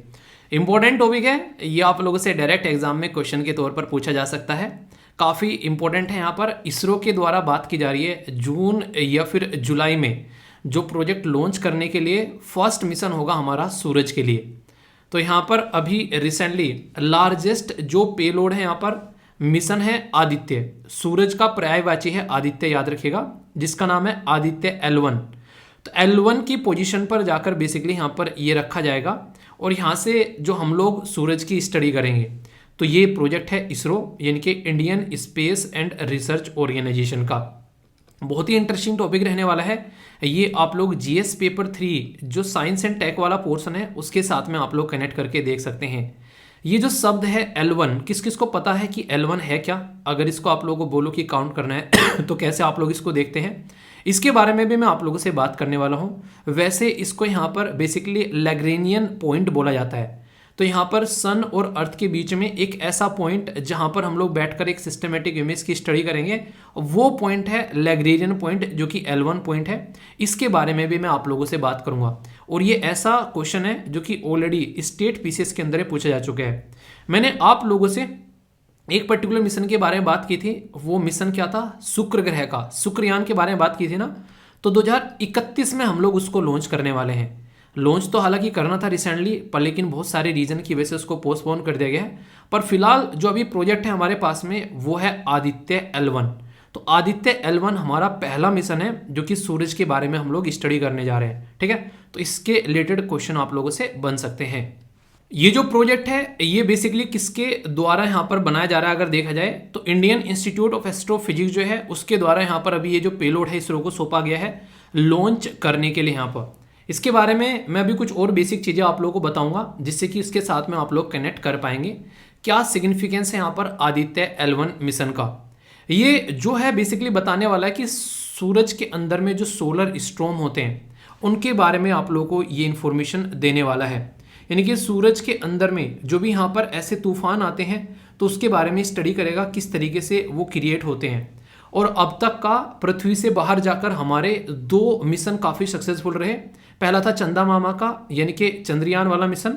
दूसरा हमारा जो मिशन था वो था मार्स यानी कि मंगल ग्रहण का, यानी कि मोम मिशन, यानी कि मामा और मोम तो हम लोग कंप्लीट कर चुके हैं। अब चल रहे हैं किसकी तरफ को? अब चल रहे हैं पापा यानी कि सूरज की तरफ को। सूरज की रोशनी जो है वो धरती पर जीवन का एक क्रिएचर, एक तरीके से क्रिएट होने का एक प्रतीक माना जाता है। क्योंकि आप लोगों को पता है फोटोसिंथेसिस की जो रिएक्शन है यानी कि एक तरीके से प्रकाश संश्लेषण की जो प्रक्रिया है वो यहाँ पर किसकी वजह से होती है? वो सूरज यानी कि सन की रोशनी की वजह से आप लोगों को यहाँ पर देखने को मिलती है। तो इस तरीके से बोल सकते हैं अगर सूरज ना हो तो धरती पर जो जीवन है वो असंभव यहाँ पर हो जाएगा। तो चांद और मार्स के बाद में यहाँ पर बेसिकली हमारा ये मिशन आप लोगों को देखने को मिलेगा। ये जो पर्टिकुलर मिशन है ये कहीं ना कहीं हमारे लिए एक नेक्स्ट टारगेट सेट करेगा कि हाँ हम लोग भी इस तरीके से ऐसे मिशन जो है वो यहाँ पर सक्सेस कर सकते हैं। इसके लिए जो पैसे की बात यहाँ पर की जा रही है वो लगभग 1275 करोड़ रुपए है। हालांकि ये कोई फिक्स नहीं है, ये रिक्वायरमेंट के ऊपर ऊपर नीचे घटते बढ़ते रहते हैं। इसके अंदर में जो इंस्ट्रूमेंट जाने वाले हैं वो बड़े ही शानदार शानदार है। कुछ कुछ मैं आप लोगों को बता देता हूँ, वैसे रटने नहीं है सारे। सबसे पहले तो यूज क्या किया जाएगा? तो पावरफुल SLV यानी कि PSLV यानी कि पोलर सैटेलाइट लॉन्च व्हीकल। तो ये यूज यहाँ पर किया जाना है। जो लॉन्च व्हीकल होगा जो फर्स्ट सोलर मिशन के लिए इस्तेमाल किया जाएगा। इसके अंदर पापा भी बैठ के जाएंगे। पापा मतलब plasma analyser package for Aditya. ये सारे मेजर पेलोड हैं जो कि आप लोग इसके अंदर देखने को मिलेंगे। पेलोड का मतलब क्या होता है? पेलोड का मतलब होता है कि प्रमुख जो भी इसके अंदर में इंस्ट्रूमेंट या फिर आइटम जो जाने वाले हैं। तो VELC यानी कि विजिबल एमिशन लाइन जो कोरोनोग्राफ है, इसी के साथ में UIT, इसी के साथ में ASPEX। तो ये रटने नहीं है पर हल्का सा फिर भी पता होना चाहिए कि नजरों में निकाल लिया एक बार कि पता चले कि कुछ बन रहा है क्वेश्चन, तो आप लोग ये ना लगे कि यार ठगा ठगा सा ना लगे यार ये तो बताया नहीं था। ठीक है, तो हल्का हल्का सा एक आप लोगों को यहाँ पर बता देता हूँ। स्टडी किसकी की जाएगी? तो आउटर मोस्ट जो लेयर है सन उसकी की जाएगी।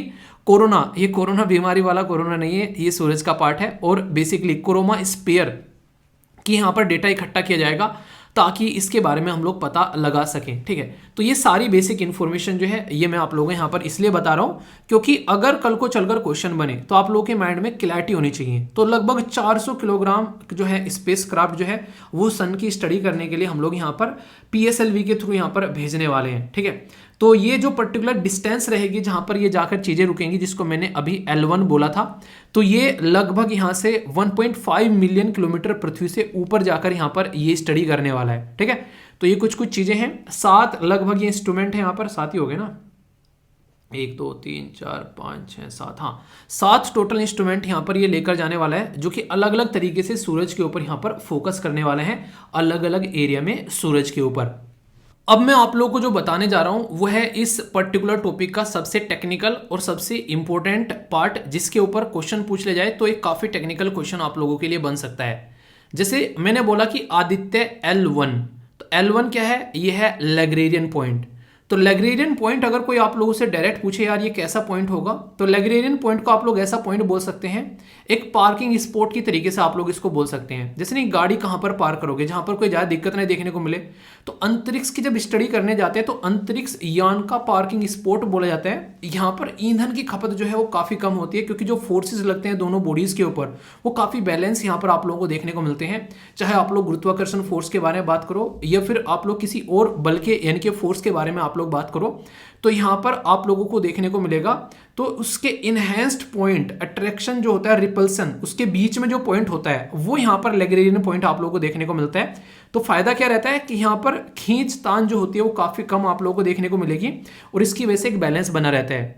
तो लैग्रेरियन पॉइंट ऐसा नहीं कि सूरज और पृथ्वी के बीच में ही है, चांद और पृथ्वी के बीच में भी आप लोगों को लैग्रेरियन पॉइंट देखने को मिलता है यहां पर। तो वो पॉइंट जहां पर आप लोग जाकर फील कर सको कि यहां पर कंफर्टेबल है भाई साहब, यहां पर कोई गाड़ी में पंचर नहीं करेगा, यहां पर कोई ये गाड़ी चोरी नहीं करेगा, कोई बैटरी नहीं निकाल के लेके जाएगा, कोई टायर नहीं निकाल के लेके जाएगा, तो वो वाला पॉइंट जो है वो आप लोग को लैग्रेरियन पॉइंट देखने को मिल जाता है। ये शब्द निकलकर कहां से है, मतलब किसने बोला कि यार इसका नाम ये रखो, और क्या एक ही पॉइंट होता है, नहीं, ये L1 L2 L3 L4 L5 इस तरीके से इसके नाम जो हैं वो यहां पर दिए जाते हैं। एक पर्टिकुलर साइंटिस्ट थे जिनका नाम था जोसेफ लुइस लैग्रेरियन, ठीक है, तो उनके द्वारा यहां पर इस पर्टिकुलर फिनोमिनन की स्टडी की गई 18th सेंचुरी में।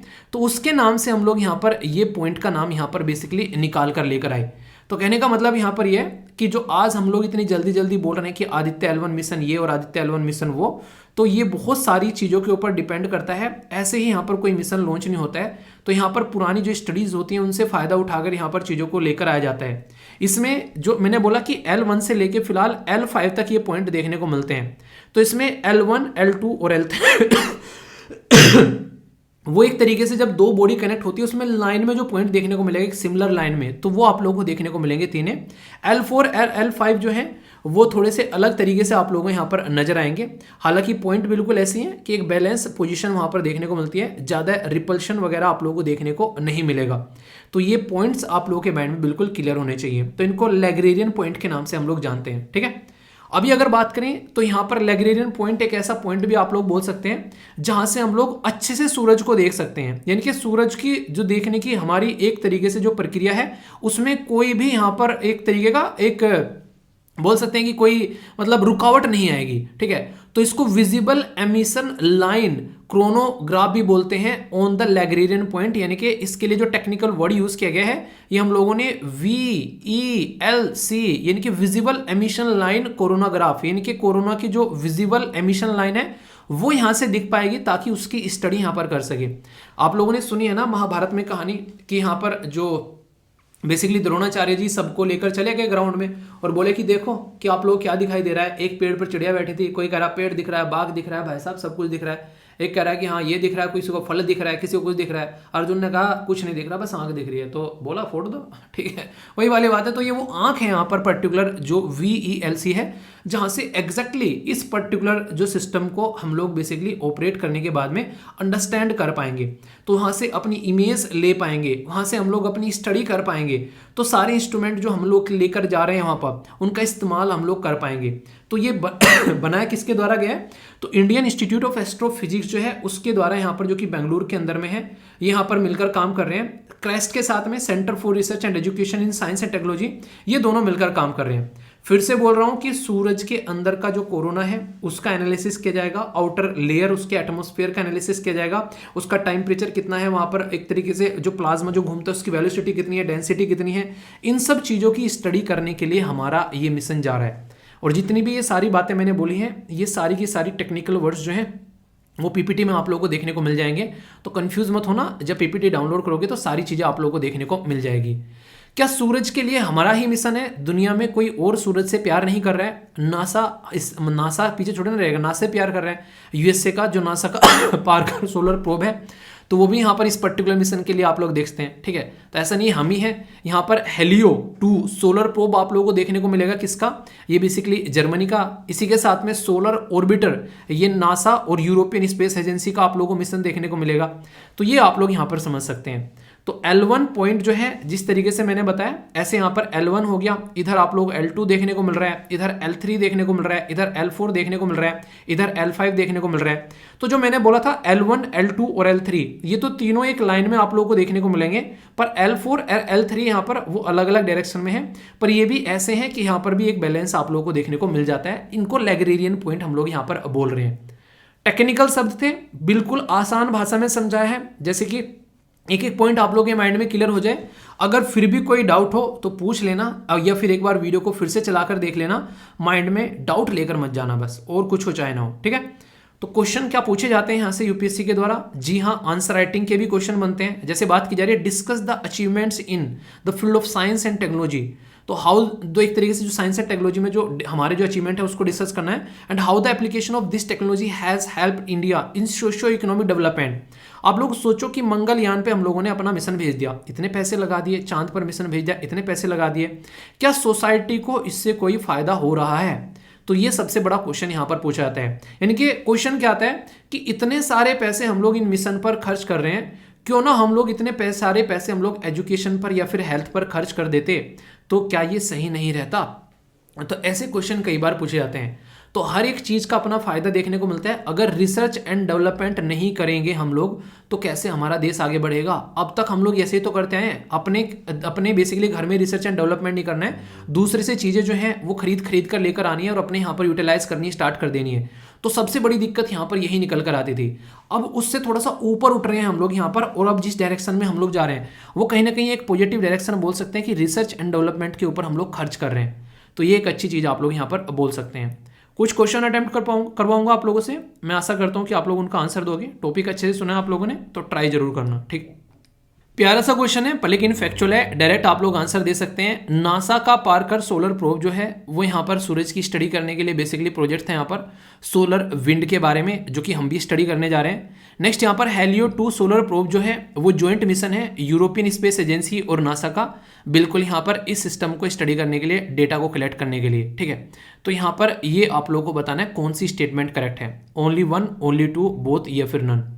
तो ध्यान से रखना, मैच करने के लिए स्टेट पीसीएस बड़ी जल्दी क्वेश्चन पूछता है, यूपीएससी भी आप लोगों से क्वेश्चन यहाँ पर पूछता है, तो कंफ्यूजन नहीं होना चाहिए। यहाँ पर आंसर क्या है? आंसर है ए। क्यों?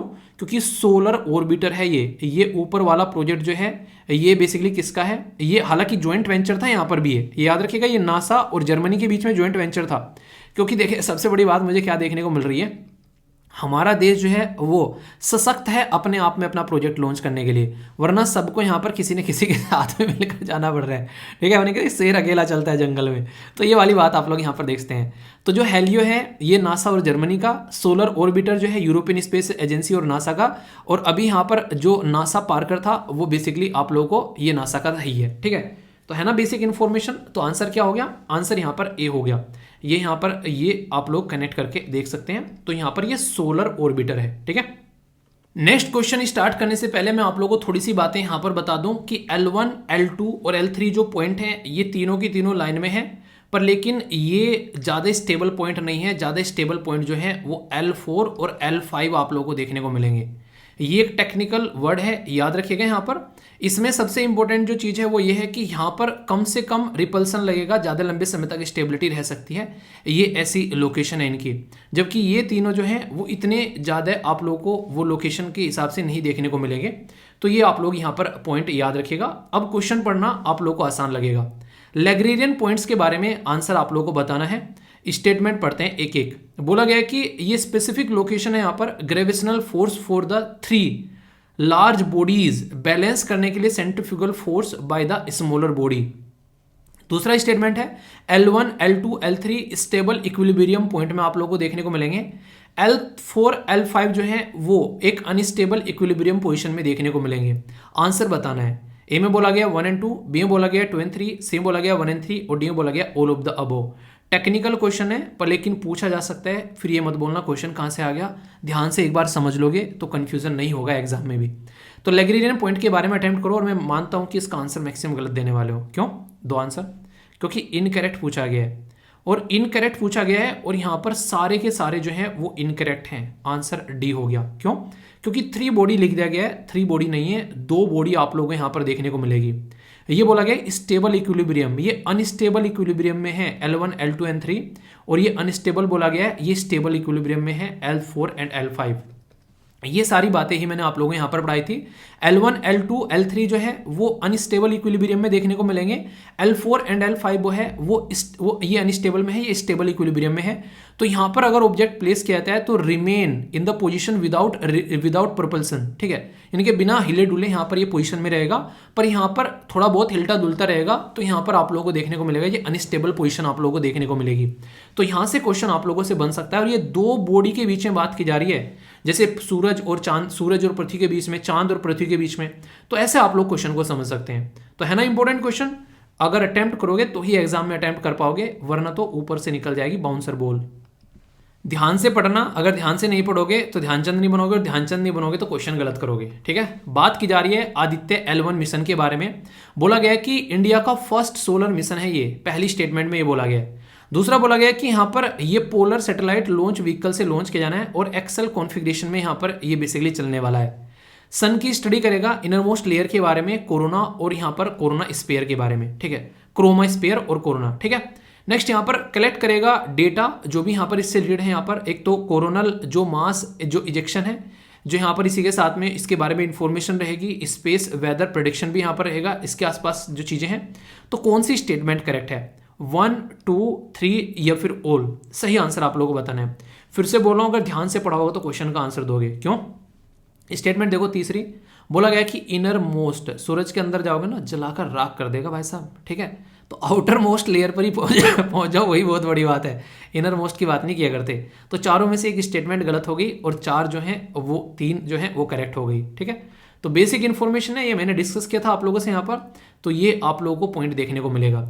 टॉपिक पढ़ लेना अलग बात होती है, पर क्वेश्चन उसके अटेम्प्ट करना, सोल्व करना अलग बात होती है। टॉपिक पढ़कर निकल जाओ ना, उसको 2 दिन में फिर भूल जाओगे, पर उससे रिलेटेड अगर क्वेश्चन एक बार को अटेम्प्ट कर लोगे ना, तो फिर आप लोग उसको नहीं बोल पाओगे। तो इसीलिए यहाँ पर तरीका ये रहता है कि आप लोगों को टॉपिक पढ़ाया पहले, उसकी बेसिक इन्फॉर्मेशन आप लोगों को बता दी कि क्या क्या है, उसकी बैकग्राउंड इन्फॉर्मेशन के साथ में आप लोगों से डिस्कस कर लिए, टेक्निकल इन्फॉर्मेशन आप लोगों को बता दी, L1 L2 L3 L4 क्या है ये आप लोगों को देखने को मिलेगा। और बाकी और सूरज के बारे में जानना है तो सूरज के जो शब्द हैं कि सन स्पॉट क्या होता है, यहाँ पर ये सारे जो शब्द हैं बेसिकली उनकी जो छोटी छोटी सी एक इन्फॉर्मेशन जो है वो यहाँ पर डाल दी है, ताकि अगर कल को आप लोग रिवीजन करने बैठो तो कोई कंफ्यूजन आप लोगों ने देखने को मिले। तो ये स्लाइड एक ऐड कर दी है, पीपीटी डाउनलोड करोगे तो आप लोगों को दिक्कत नहीं होगी बाद में अंडरस्टैंड करने में। क्वेश्चन प्रैक्टिस करवा दिया आप लोगों से इस लेवल पर, ताकि एग्जाम में पूछा जाए तो कोई दिक्कत ना हो, और यूपीएससी का आंसर राइटिंग का क्वेश्चन भी हो गया, तो अब आप लोगों को कोई डाउट नहीं होना चाहिए। इसको कहते हैं टॉपिक को पढ़ना यूपीएससी के लेवल पर जाकर। अगर ऐसे तैयार कर लिया तो इंडिया के अंदर में किसी भी एग्जाम के लिए आप लोग चले जाना, क्वेश्चन गलत नहीं होने वाला है, ठीक है। क्योंकि प्रीलिम्स, मेंस या फिर इंटरव्यू के पॉइंट ऑफ से भी कोई पूछ ले कि L1 पॉइंट क्या है, क्यों यहाँ पर डिसाइड किया जाता है, सारी बातें अब आप लोगों के माइंड में क्लियर है कि नहीं। अगर डाउट हो तो बताना, मैं हूं ना, किस लिए बैठा हूं यहाँ पर, टेंशन नहीं लेने का, टॉपिक क्लियर करने का, ठीक है। दोस्तों ये एक ऐसा टॉपिक है जो मैं आप लोगों को 2 डायमेंशन से समझाऊंगा। वैसे तो ये 1 डायमेंशन का है, पर लेकिन हम लोग इसको 2 धारी तलवार बनाएंगे। कैसे, अभी आप लोग देखना। वैसे तो बात की जा रही है एग्रीकल्चर की, पर मैं इसको इकोनॉमी के साथ में, यानी कि बैंकिंग वाले सेक्टर के साथ में भी मैं इसको कनेक्ट करूंगा, आप लोग समझ पाएंगे। बहुत ही अच्छे से कवर किया गया ये टॉपिक प्रेस इंफॉर्मेशन ब्यूरो के द्वारा। तो मैं एक एक चीजें आप लोगों को समझाता हूं ताकि आप लोग चीजों को कनेक्ट कर पाओगे। अभी हमारे देश में क्या किया गया, इसको बोलते हैं ओपन मार्केट सेल। तो ओपन मार्केट सेल हमारे देश में अभी देखने को मिली, और ओपन मार्केट सेल जो यहां पर देखने को मिली वो थी गेहूं की। ओपन मार्केट सेल में गेहूं वगैरह जो है वो मार्केट में बेचे गए गवर्नमेंट के द्वारा, अलग अलग जो रूट के, अलग अलग एरिया में, और ये सारे डोमेस्टिक जो मतलब एक तरीके से देश के अंदर ही यहां पर आप लोगों को देखने को मिलेगा। तो इसलिए इसका नाम क्या रख दिया गया है, इसका नाम रख दिया गया है OMSS। तो सबसे पहले तो अगर आप लोगों को बोल दे कोई कि यार ये OMSS क्या है, तो आप लोग वैसे ही कंफ्यूज हो जाते हैं। तो याद रखिएगा, इसको बोलते हैं ओपन मार्केट सेल स्कीम, ठीक है, कंफ्यूजन नहीं होना चाहिए। इसको अभी एक और वर्ड आप लोगों को बताऊंगा, थोड़ा रुक जाते हैं, उसके बारे में एक्सप्लेन करूंगा। इसको बिल्कुल उसका कॉपी बोल सकते हैं आप लोग, ठीक है। इसमें मार्केट में क्या होता है, यहां पर ऐसा होता है कि मार्केट में मान लीजिए गेहूं है, और गेहूं का जो भाव है वैसे तो होना चाहिए मतलब लगभग 20 रुपए केजी के हिसाब से, पर लेकिन मार्केट में गेहूं जो है वो अवेलेबल ही नहीं है, बहुत कम गेहूं है, लोग खरीदने जा रहे हैं उनको मिल ही नहीं रहे हैं, और जो मिल भी रहे हैं तो ब्लैक में मिल रहे हैं। उसका भाव जो है 100 रुपए की जो केजी जो देखने को मिल रहा है गेहूं का भाव, ठीक है। वैसे गेहूं का भाव क्या चल रहा है आज के डेट में, पता है किसी को? बताइए क्या चल रहा है। मान लीजिए गेहूं का भाव जो है वो हो गया 200 रुपए केजी, मार्केट में किसी को मिल ही नहीं रहा है, वैसे आता है 20 रुपए किलो के हिसाब से, पर मिल रहा है 200 रुपए केजी, ठीक है। तो ये बहुत सारे लोग ऐसे होंगे जो गेहूं को अफोर्ड नहीं कर पाएंगे। जब गेहूं इतना महंगा है तो आटा पीस के कितना महंगा आएगा, तो लोगों के घर में रोटी बननी मुश्किल हो जाएगी। तो उस टाइम पर गवर्नमेंट के पास में जो भी स्टॉक रखा होता है वो मार्केट में उसको रिलीज कर देती है, ताकि अलग अलग दुकानों पर चीजें जो हैं वो सही से टाइम से पहुंच जाएं, और जो भाव इतना ज्यादा बढ़ा हुआ है वो भाव जो है वो नीचे गिर जाए, और लोगों के घरों में थाली में रोटी आ जाए। तो ओपन मार्केट ऑपरेशन बेसिकली क्या कर रहे हैं यहां पर, ये उस प्राइस को जो है कंट्रोल कर रहा है जो बहुत ज्यादा बढ़ गया है। ये किसका फायदा हो गया, ये हो गया कस्टमर का फायदा। पर इसके अपोजिट भी हो सकती है बातें, ये तो एक पहलू आप लोगों ने देखा। अपोजिट क्या हो सकता है, मार्केट में गेहूं का भाव जो है भाई साहब 1 रुपए पर केजी हो गया, अब क्या होगा, अब किसानों की बेसिकली मती मारी जाएगी यहां पर। अब इतना सस्ता हो गया कि किसान जो है उसको मतलब बेचे तो बेचे क्या करे उसको, ये बता दो, ठीक है। तो इस कंडीशन में यहां पर गवर्नमेंट क्या करती है, मार्केट में से चीजों को खरीदना स्टार्ट कर देती है, ठीक है, एक तरीके से, ताकि मार्केट में चीजें कम रहे और उसका प्राइस जो है वो थोड़ा सा मेंटेन हो जाए, कम से कम 15 से 20 रुपए पर केजी के हिसाब से यहां पर आ जाए।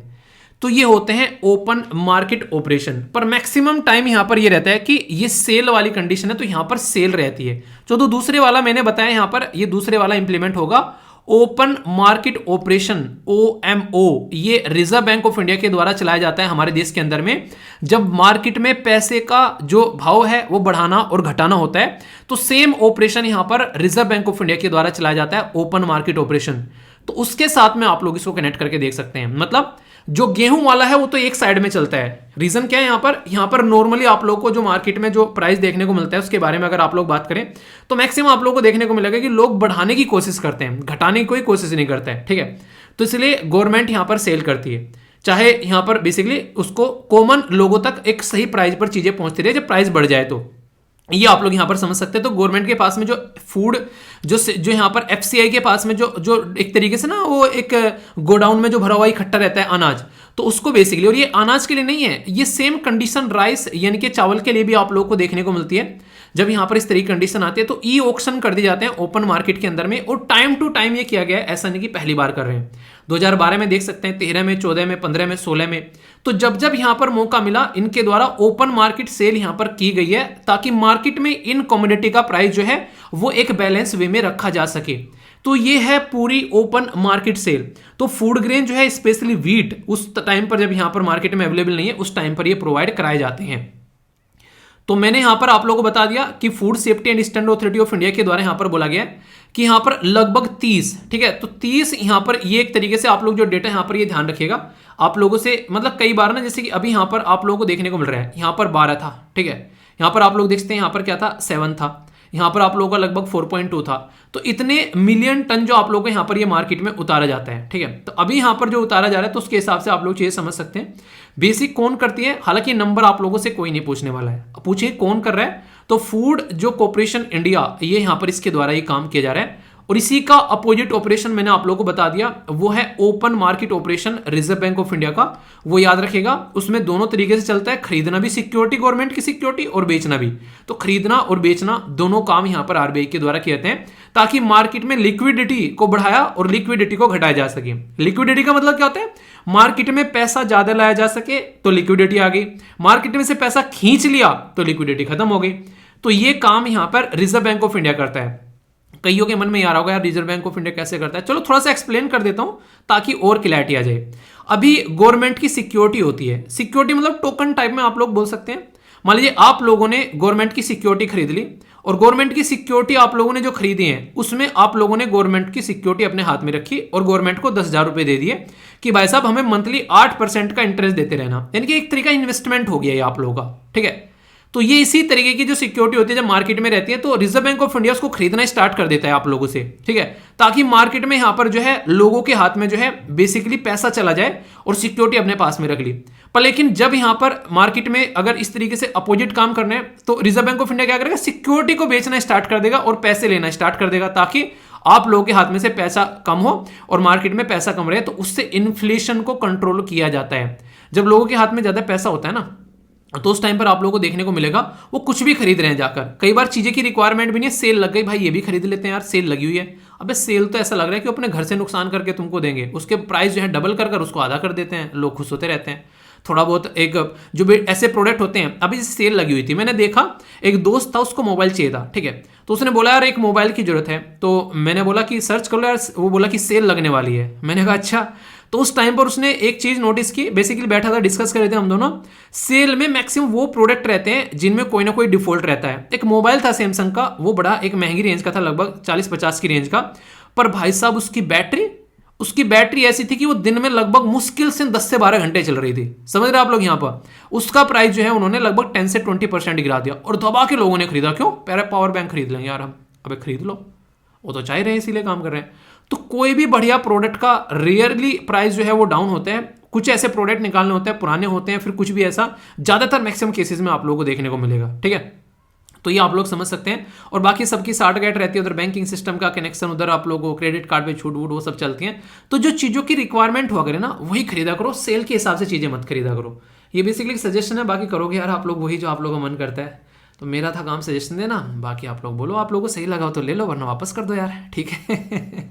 डाउट हो तो बताना। दोनों समझ में आ गए, ओपन मार्केट ऑपरेशन और यहाँ पर जो ओपन मार्केट सेल स्कीम, तो दोनों में कंफ्यूजन नहीं होना चाहिए, क्योंकि अगर इनको एक दूसरे के साथ में अपोजिट करके पूछ ले गया तो कंफ्यूजन में आ जाओगे, तो ऐसा नहीं होना चाहिए, ठीक है। अच्छा, एक छोटी सी न्यूज़ है, आप लोग ये बताओ कि आपका फेवरेट गेम कौन सा है। कसम ऊपर वाले की लूडो मत बोलना, ठीक है। वो गेम जो आप लोग पूरे दिन खेल सकते हो शानदार तरीके से। अगर कोई आप लोगों को बोले कि पूरे दिन खेलना है, वो खेल आप लोग कंटिन्यू खेल सकते हो। तो ऐसे गेम का आप लोगों को नाम बताना है। उसी से रिलेटेड यहाँ पर ये न्यूज़ है, बात करेंगे 5th खेलो इंडिया गेम्स के बारे में। अभी हमारी कंट्री के जो स्पोर्ट मिनिस्टर हैं, जिनके द्वारा मध्य प्रदेश के चीफ मिनिस्टर के साथ में मिलकर तात्या टोपे नगर स्टेडियम भोपाल के अंदर में यहाँ पर इनका एक तरीके से आप बोल सकते हैं कि अनावरण किया गया, उद्घाटन किया गया, स्टार्ट किया गया, इनोग्रेट किया गया। तो ये जो पर्टिकुलर गेम है, देखिए इनका बेसिक पर्पज ये रहता है कि ग्राउंड रूट में से लोगों को निकाल कर लेकर आना और उनको नेक्स्ट लेवल यानी कि नेशनल और इंटरनेशनल लेवल पर तैयार करना, ताकि हमारा देश जो है वो एक हब बन सके खेलों का। अक्सर आप लोगों ने सुना होगा कि खेलोगे कूदोगे बनोगे खराब, पढ़ोगे लिखोगे बनोगे नवाब, पर आज की डेट में वो पैटर्न चेंज हो चुका है। नीरज चोपड़ा को आप लोग देख लो, ठीक है। तो गोल्ड जीतकर नवाब बन गए हैं। तो यानी कहने का मतलब यहाँ पर यह है कि आज की डेट में ये चीज़ें नहीं है कि आप लोग खेल कूद कर जाए खराब हो जाओगे, पर सही डायरेक्शन में आप लोगों को मेहनत लगाने की जरूरत है। बात क्या की जा रही है, थीम बड़ी शानदार यहाँ पर रखी गई है, जो कि आप लोगों को कम से कम याद रखनी चाहिए यहाँ पर, कि हिंदुस्तान का दिल धड़कने दो। आप लोगों को पता होगा बहुत सारे लोग ऐसे हैं जो कि ज़िंदगी में कुछ करना चाहते हैं, पर लेकिन कई बार सपोर्ट नहीं मिल पाती है। मेरे मतलब एक तरीके से यानी कुनबे में होते हैं, तो उस तरीके से ताऊ जी के लड़के थे जो दूसरे बाबा के जो एक तरीके से बेटे थे, उनके बेसिकली बच्चे थे। तो बंदा था वो क्रिकेट खेलने का बड़ा शौकीन था, पर लेकिन घर की कंडीशन ऐसी नहीं थी कि उसको सपोर्ट कर सके ढंग से। वो हमेशा उसको पढ़ने के लिए बोलते रहते थे। तो आज की डेट में कंडीशन ये हो गई थी कि मतलब उसने ना पढ़ाई वढ़ाई छोड़ के बस खेलने जाना है। पर उसमें भी सिचुएशन ये हो गई कि सपोर्ट नहीं मिलता है इंसान को, बहुत जगह से सिचुएशन खराब रहती है और कुछ कंडीशन ऐसी बनती है कि इंसान को फिर छोड़ना पड़ जाता है गेम।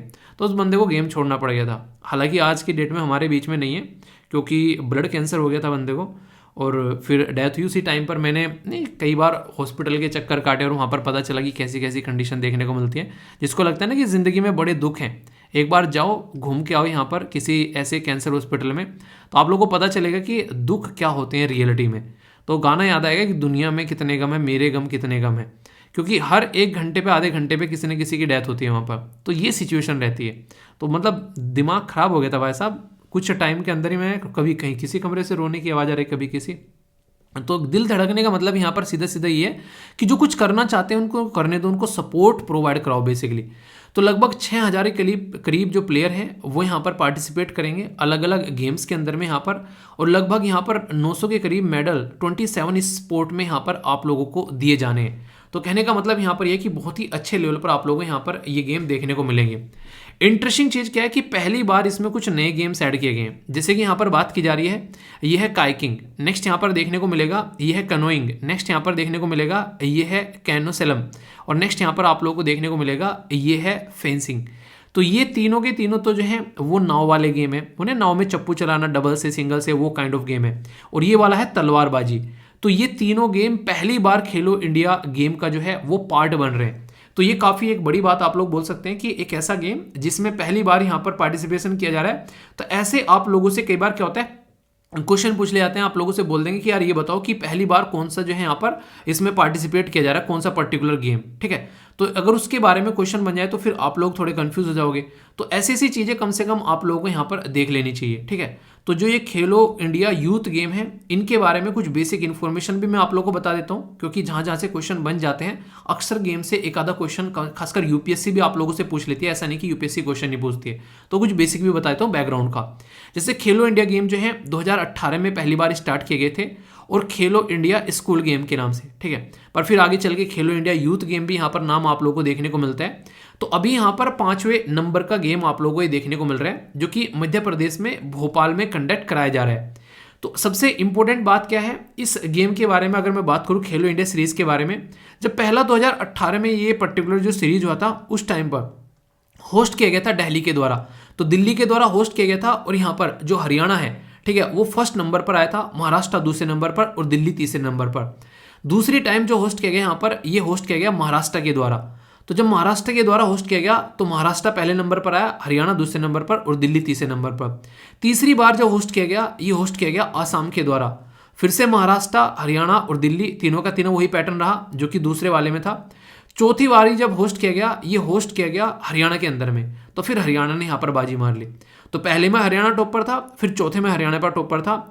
महाराष्ट्र जो है वो पहले और दूसरे और तीसरे में बेसिकली टॉप पर रहा, और फिर यहाँ पर 2 नंबर पे रहा, ठीक है। पर लेकिन चौथे गेम में दिल्ली आउट हो गया टॉप 3 से, कर्नाटक आ गया दूसरे नंबर पर। अब की बार देखते हैं 5वें नंबर पर, मतलब 5वें जो यहाँ पर बेसिकली गेम के अंदर में किस किस के क्या क्या परफॉर्मेंस यहाँ पर देखने को मिलती है। तो ये है बेसिक इन्फॉर्मेशन खेलो इंडिया गेम के बारे में। और गेम जब खासकर देखो बात करो ना, सबसे बड़ी बात ये होती है कि गेम के कल्चर को देश के अंदर बढ़ाया जा रहा है। अभी देखो आप लोगों ने हमारे देश की बेटियों के द्वारा शानदार तरीके की परफॉर्मेंस देखते हुए अंडर जो यहाँ पर 20 वाला जो वर्ल्ड कप जीता, एक नेक्स्ट लेवल की बात आप लोग यहाँ पर बोल सकते हैं। इससे क्या होता है कि लोकल एरिया का जो लोकल लेवल का जो टैलेंट होता है वो हम लोग उठाकर लेकर आ पाते हैं स्पोर्ट के अंदर में, और नेशनल और इंटरनेशनल इवेंट के लिए उनको ट्रेन किया जाता है। इस तरीके की सपोर्ट यहाँ पर देखने को मिलती है, और ये तभी हो पाएगा जब हम लोग टैलेंट का टेस्ट लें वहाँ पर जाकर ग्राउंड लेवल पर। तो उसी तरीके से यहाँ पर दिया जाता है। इसके अंदर में एनुअली अगर आप लोग देखोगे जैसे 1,000 के करीब जैसे बच्चों को सिलेक्ट कर लिया, तो एनुअली स्कॉलरशिप 5 लाख की दी जाती है उनको, ताकि यहाँ पर एक तरीके से उनको प्रिपेयर किया जा सके। लगभग 8 साल के लिए उनको यहाँ पर इंटरनेशनल स्पोर्ट इवेंट के लिए तैयार किया जाता है। तो ये एक तरीका टेस्ट बोल सकते हैं आप लोग यहाँ पर कि हाँ ये टेस्ट क्लियर करो और उसके बाद में आगे फिर यहाँ पर बढ़ो। तो ये काफ़ी एक शानदार तरीका एक गेम है जो कि पर्सनली मुझे काफ़ी अच्छा लगता है, खासकर ग्राउंड लेवल से टैलेंट को उठाने के लिए, ठीक है। आप लोग बताओ आप लोगों को कैसा लगता है, या फिर कोई जानने वाला खेलता है तो ये भी बताना, ओके। ये काफ़ी इंपॉर्टेंट न्यूज़ है, और ये इकोनॉमी के साथ में आप लोग यहाँ पर इसको कनेक्ट करके देख सकते हैं। बात की जा रही है सोवरन ग्रीन बॉन्ड ऑक्शन के बारे में। सोवरन, सबसे पहले तो जो शब्द है ना सोवरन, और यहाँ पर ग्रीन बॉन्ड के बारे में मैंने पहले भी जिक्र किया था। एक बच्चा कह रहा है कि सर ये जो ग्रीन बॉन्ड होते हैं हरे कलर के होते हैं क्या? यार देखो, ये जो छोटी छोटी सी टर्मिनोलॉजी हैं, कई बार कईयों को जो है इसके बारे में डाउट होता है, पर लेकिन क्लियर कर लिया करो, इनको माइंड में डाउट नहीं रखना है। एक बच्चे ने पूछा तो दूसरा उसके नीचे बेसिकली रिप्लाई कर रहा था, 2-3 दिन पहले की बात है। तो उसके पीछे कह रहा है कि तुमको इतना भी नहीं पता है, यूपीएससी की तैयारी कर रहे हो। यार कौन मान के पेट से सीख के आया यार? कोई पूछ रहा है तो उसको बता दिया करो, ये भी कोई ऐसी बोलने वाली बात होती है। सोवरन बताता हूँ, फिर ग्रीन बॉन्ड के बारे में आप लोगों से बात करता हूँ। जो शब्द है सोवरेनिटी, आप लोगों ने सुना होगा कि हमारा देश जो है वो सोवरन है। सोवरन मतलब कि हम लोग जो है किसी और के द्वारा कंट्रोल नहीं किए जा रहे हैं, कोई और कंट्री हमको कंट्रोल नहीं कर रही है, हम लोग इंडिपेंडेंट है। तो इसका मतलब ये हो गया कि हमारा देश जो है वो हमारे द्वारा चलाया जा रहा है, हमारे संविधान के द्वारा चलाया जा रहा है। जब तक अंग्रेज हमारे ऊपर थे तो हमारा देश सोवरन नहीं था, तो ये बात ध्यान रखिएगा। तो सोवरन ग्रीन बॉन्ड इसके साथ में जब कनेक्ट करते हैं तो ऐसे बॉन्ड जिनको कहीं और जो है उनका इस्तेमाल नहीं किया जाएगा, ग्रीन पर्पज के लिए इस्तेमाल किया जाएगा। ग्रीन का मतलब क्या होता है, यानी कि जिस तरीके से इन्वायरमेंट के लिए, रिन्यूएबल एनर्जी के लिए, क्लीन और ग्रीन एनर्जी के लिए, सस्टेनेबल जो चीज़ों के लिए उनके लिए इसका इस्तेमाल किया जाएगा, ये होते हैं बेसिकली बॉन्ड। बॉन्ड क्या होता है? एक कागज का टुकड़ा आप लोग बोल सकते हो एक तरीका कि हाँ ठीक है, ये आप लोगों ने खरीद लिया, इसके बदले आप लोगों ने गवर्नमेंट को पैसे दिए, वो बेसिकली एक तरीके से आप लोगों का इन्वेस्टमेंट काइंड ऑफ हो जाता है कि आप लोगों ने इन्वेस्टमेंट कर दिया। जैसे आप लोगों ने कई बार गोल्ड बॉन्ड के बारे में भी सुना था कि प्योर गोल्ड न खरीद कर आप लोग क्या करो, बस यहाँ पर एक कागज का टुकड़ा ले जाओ और ये समझना कि गोल्ड में इन्वेस्टमेंट कर दिया, रिटर्न आप लोग को उतना ही मिलने वाला है। ये क्यों किया गया था गवर्नमेंट के द्वारा? ताकि बाहर से जो हम लोग गोल्ड खरीद कर लेकर आते हैं ना, वो थोड़ा रोका जा सके, क्योंकि जो गोल्ड हम लोग खरीद कर लेकर आते हैं अक्सर हमारे यहाँ पर शादी विवाह में इस्तेमाल किया जाता है और हम लोग उसको घरों में रखते हैं, तो वो उसका वो पर्पज नहीं रहता जिससे पैसे उसमें खर्च होते हैं, तो वो धरा जाता है जाकर। उन्हें कि आप लोग एक लैपटॉप लेकर आए और लैपटॉप को अलमीरा में बंद करके संदूक में रख दिया, फिर अलमीरा में रख दिया और निकाल ही नहीं रहे उसे 5-6 सालों के बाद में कि ठीक है एक बार निकाल लिया फिर रख दिया वहीं पर, तो वो क्या हो गया, वो एक तरीके से कैपिटल आप लोगों का वो सही तरीके से यूटिलाइज नहीं हुआ। तो इस तरीके से यहाँ पर गोल्ड भी जो होता है खरीद तो लेते हैं पर लेकिन उसको रख देते हैं कहाँ पर, कि हाँ अलमीरा में रख दिया, लॉकर में रख दिया ले जाकर।